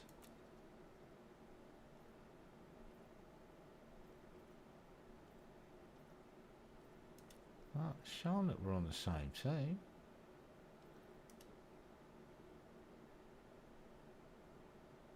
Aha. Alright, I just engaged Navlock. for some reason that wasn't freaking on.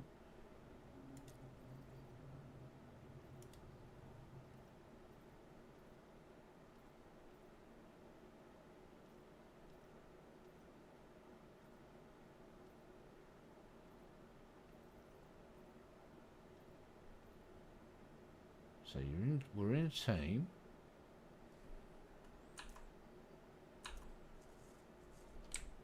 Yeah, I've definitely joined in a group session. Are you still in solo play by any chance?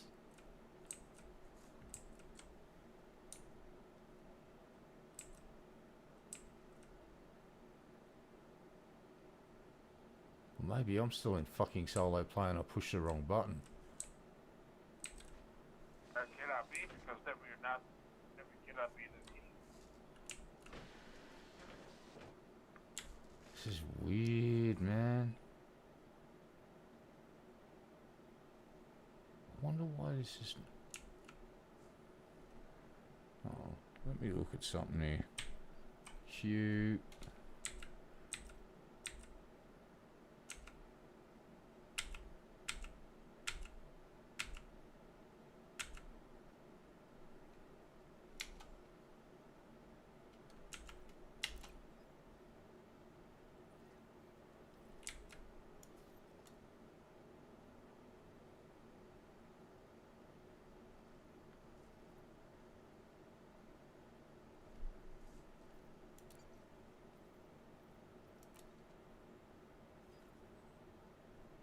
Yeah, it shows you're in this system.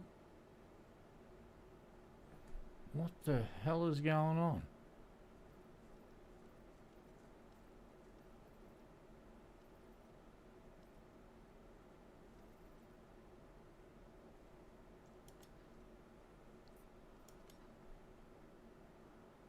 I want to look in the system map.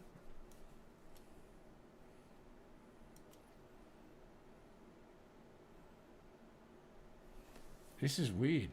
I wonder if my game's just bugged. Now what we are going to do, we go to our ship, right? And we want to put the ship on top of the area.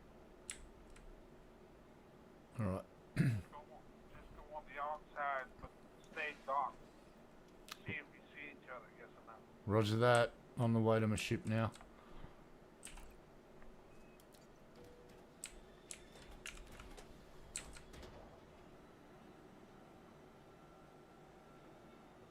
I'm saying 5 billion for a fucking area.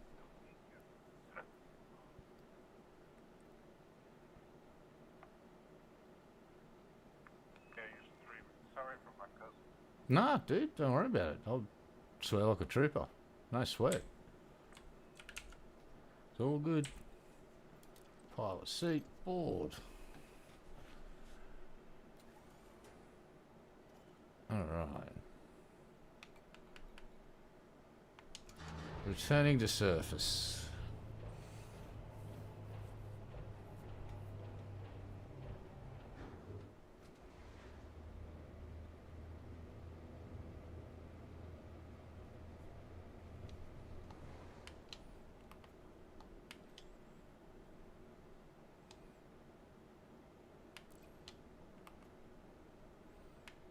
External camera, and I do not see any Corvettes whatsoever. Alright, I am going to auto launch. Now, let's have a quick look. You have liftoff. Got an idea. We're burning time, so what if I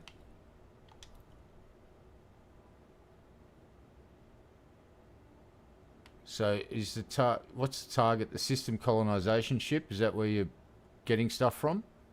Well, we are right now in the system where we have to drop off. I'm going to go in my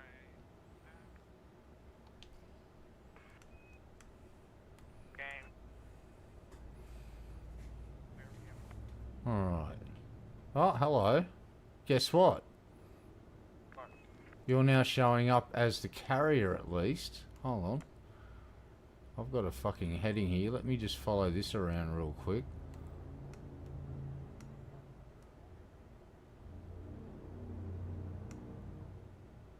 Is it carrier?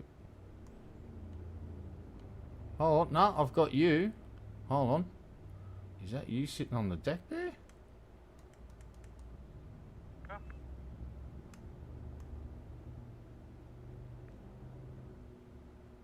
Alright, there's a landing pad highlighted, but I'm not seeing anything on it.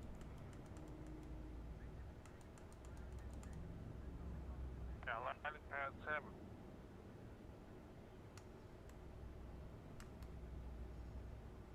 Right, this is landing pad.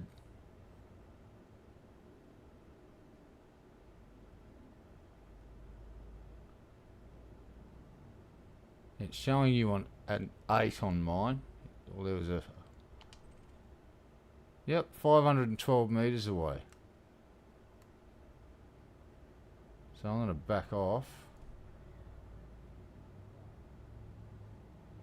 Yeah, this is weird. I think my game's bugging out, mate.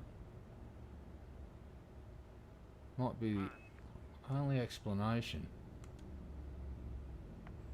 Because your team signal is definitely showing up as in the carrier right now. Oh, and with me it says that you are 2.5 kilometers away. Yep, I'm just hovering outside.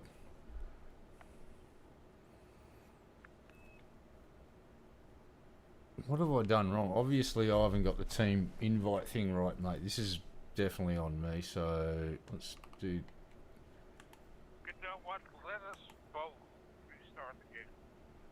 Good call. Alright, I'm going to... Fuck it, I'll park back on your carrier, so... Alright, let's do that. Relog back in your private group, okay? No worries, mate. Permission granted. A landing pad has been assigned to you. You have been cleared for approach. Feel free to relax. Your docking computer is in control. Landing gear deployed.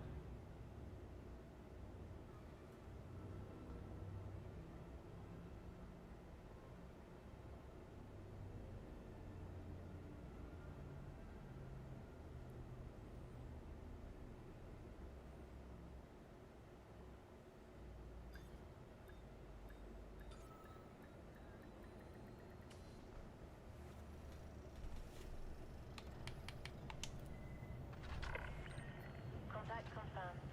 Clamps engaged. What can we do for you?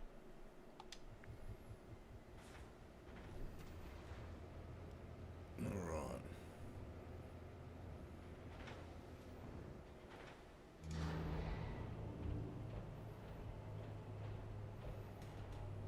Back. Alright, I'm just about to... Alright, let's kill this off real quick. Powerful.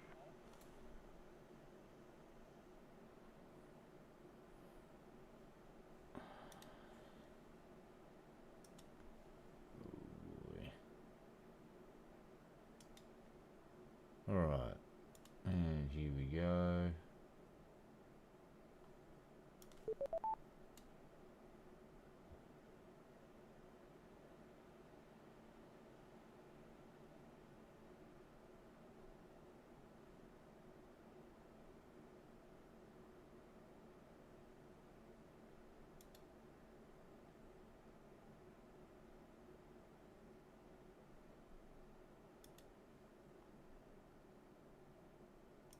Alright. Hopefully that'll kick back off.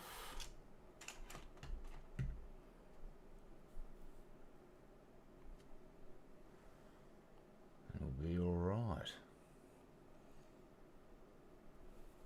One day this week it's going to kick back off. Here we go.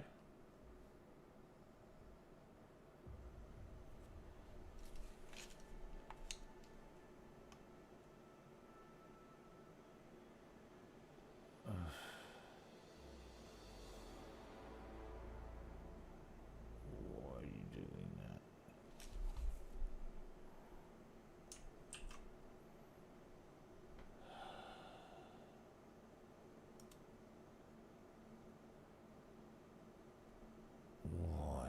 Why are you doing that? Where is this smart technology shit?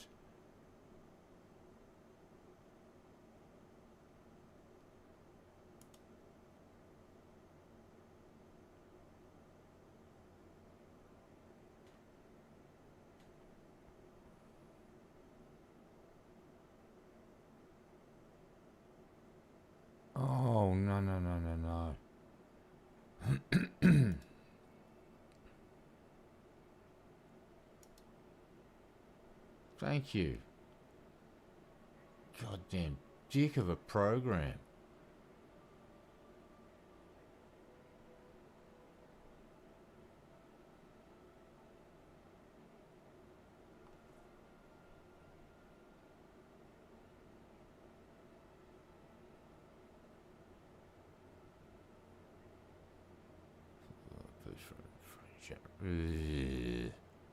No.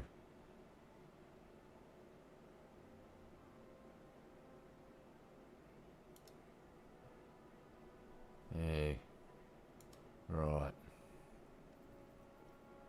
Fucking game. Alright, gotta check this shit now.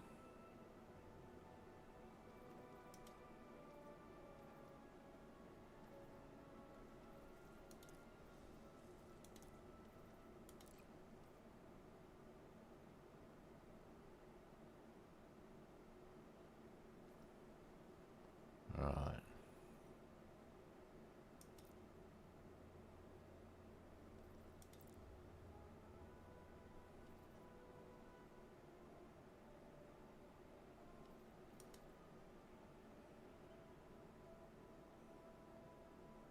What's this thing doing?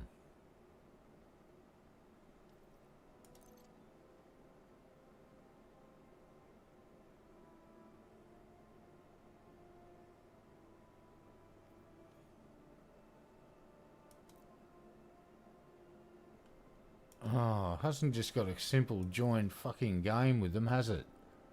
Fucking thing. Alright. Come on, you piece of shit. Private session. Got it. Think I just got it right this time. Sorry, folks, I'm a fucking idiot. Not the game's fault this time. Idiot user detected. Simpleton. Moron. Idiot. These are 3 names that you could call me right now, and I wouldn't have a comeback.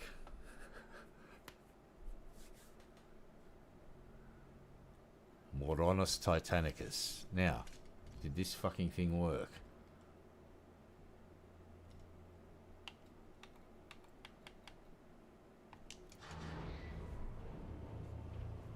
Right, now I need to go up here.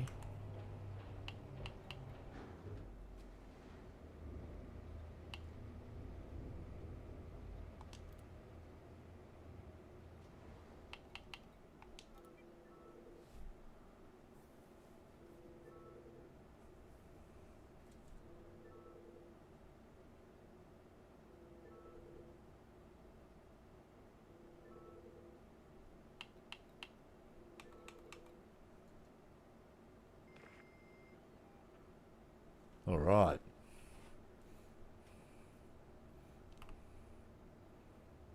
Now.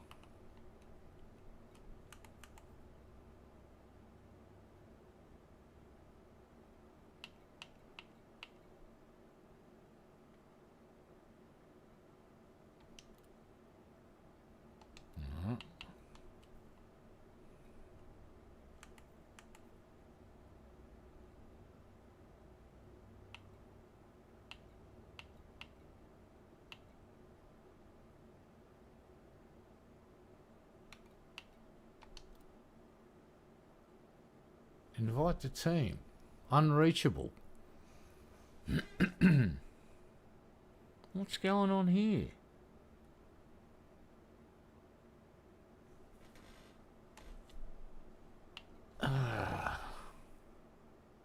For some reason I'm being blocked out from invite to team, invite to crew, invite to squadron, or view squadron.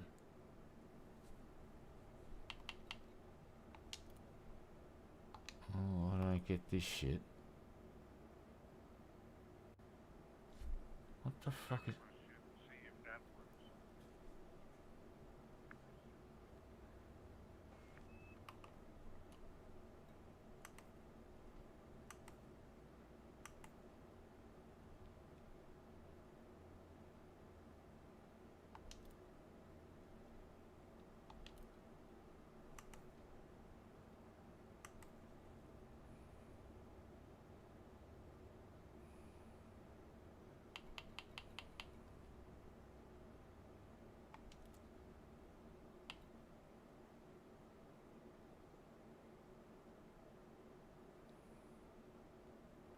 Yeah, we're in the same group.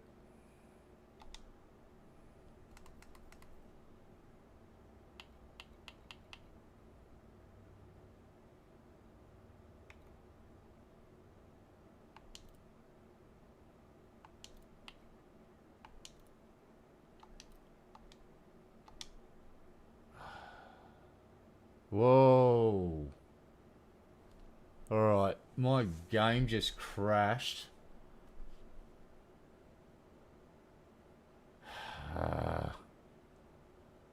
It's still running in fucking OBS, but it's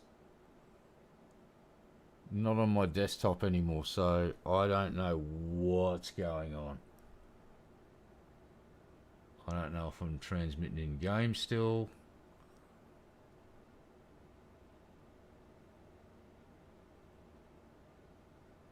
Yeah, I can't now. It's just foobarred to crash. Let me try and recover it. And try that one. Oh, alright, got the game back. Yeah, I'm getting some weird lag. Like, see how it's trying to communicate? And it's... Yeah, I think something's going on with the game, mate, at this point, because I'm lagging out completely, making in-game requests. Okay, so here's what we're going to do. There is in local, I posted the system name.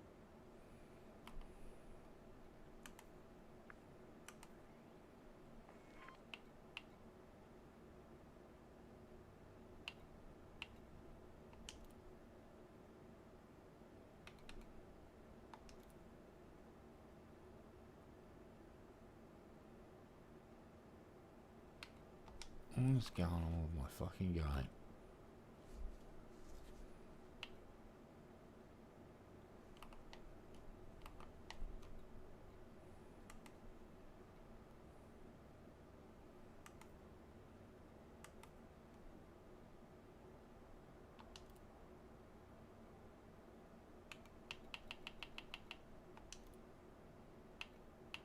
Alright, what is going on?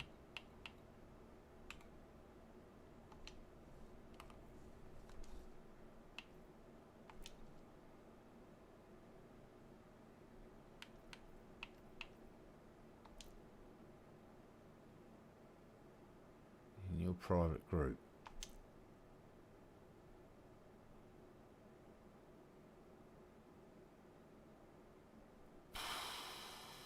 I have no idea what's going on here.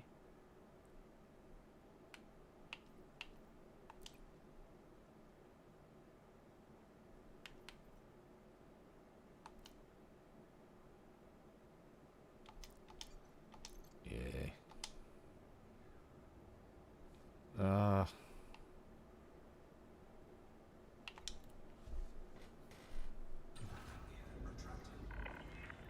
Go for launch. Departure confirmed.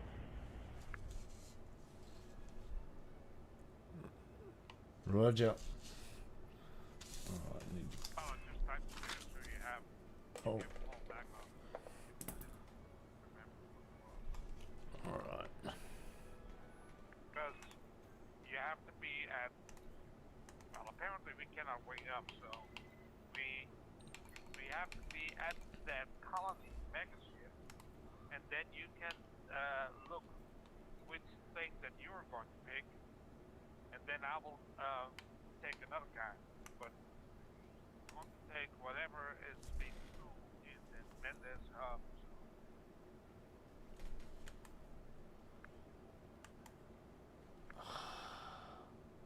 Yeah, my game is screwed right the fuck up for some... I don't know what's going on.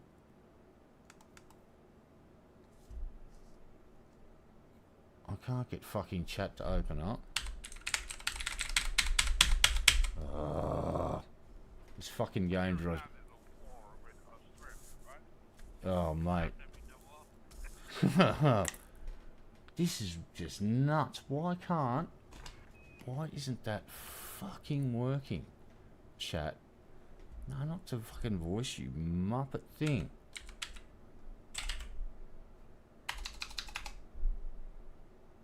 I can't see the chat history. Why not?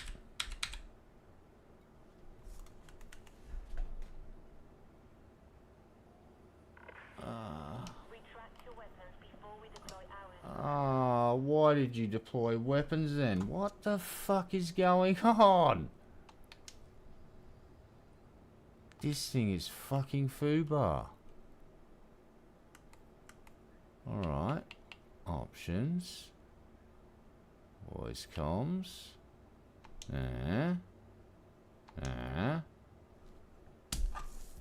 Right. Got the... Write that down now. Call. 85.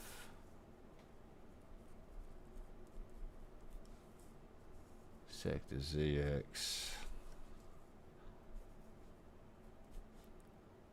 ZX dash R D5 dash 0. What happens when you give old men a computer? Yeah, I'm writing shit down with a pen and paper, mate, because guess what? I've got it on pen and paper now. Okay. Alright, we're done here. I'm gonna fucking go and have a quick look at my nav panel. And let's look for this place that we want to go to. We want D5-0.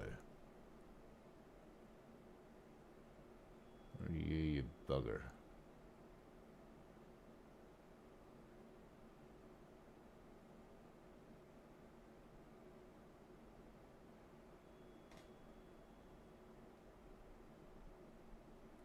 Alright, let's just go up here.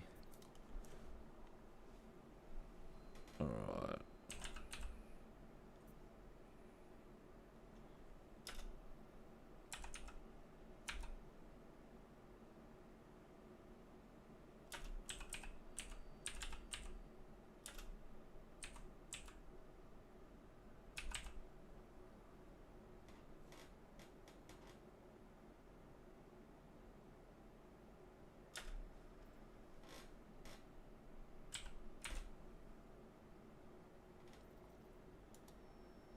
Oh, you son of a bitch. It dropped off there, didn't it? It did too. I hate it when it does that. Why do you do that, you stupid fucking thing? Like that. 5 ZX R D5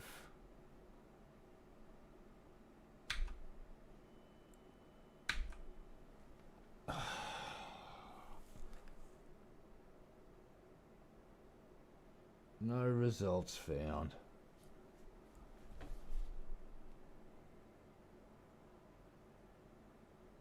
That's right.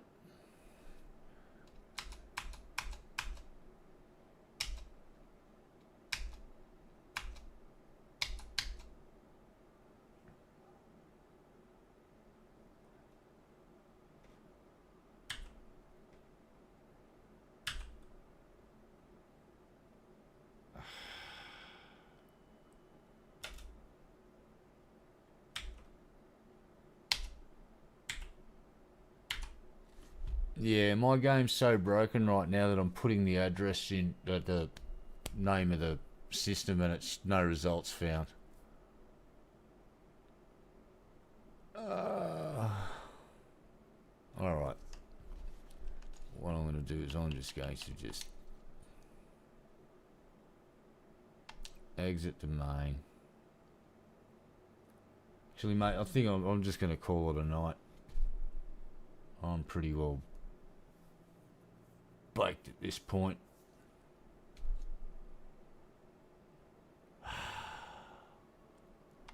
What the fuck is going on? Private group session. Brr. 7 members. Right. That one. Connect to private group session. Boop. This is the last time I'm trying this. It doesn't work again. I'm going to just have to do it. Do runs through single player and just load folks up like that. Because this is just driving me fucking nuts. Game's bugging out like a motherfucker. Alright.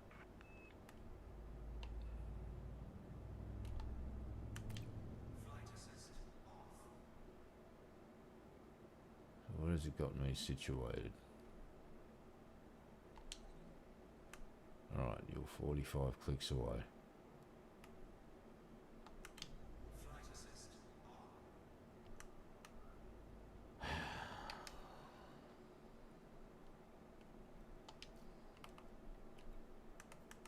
on. Right.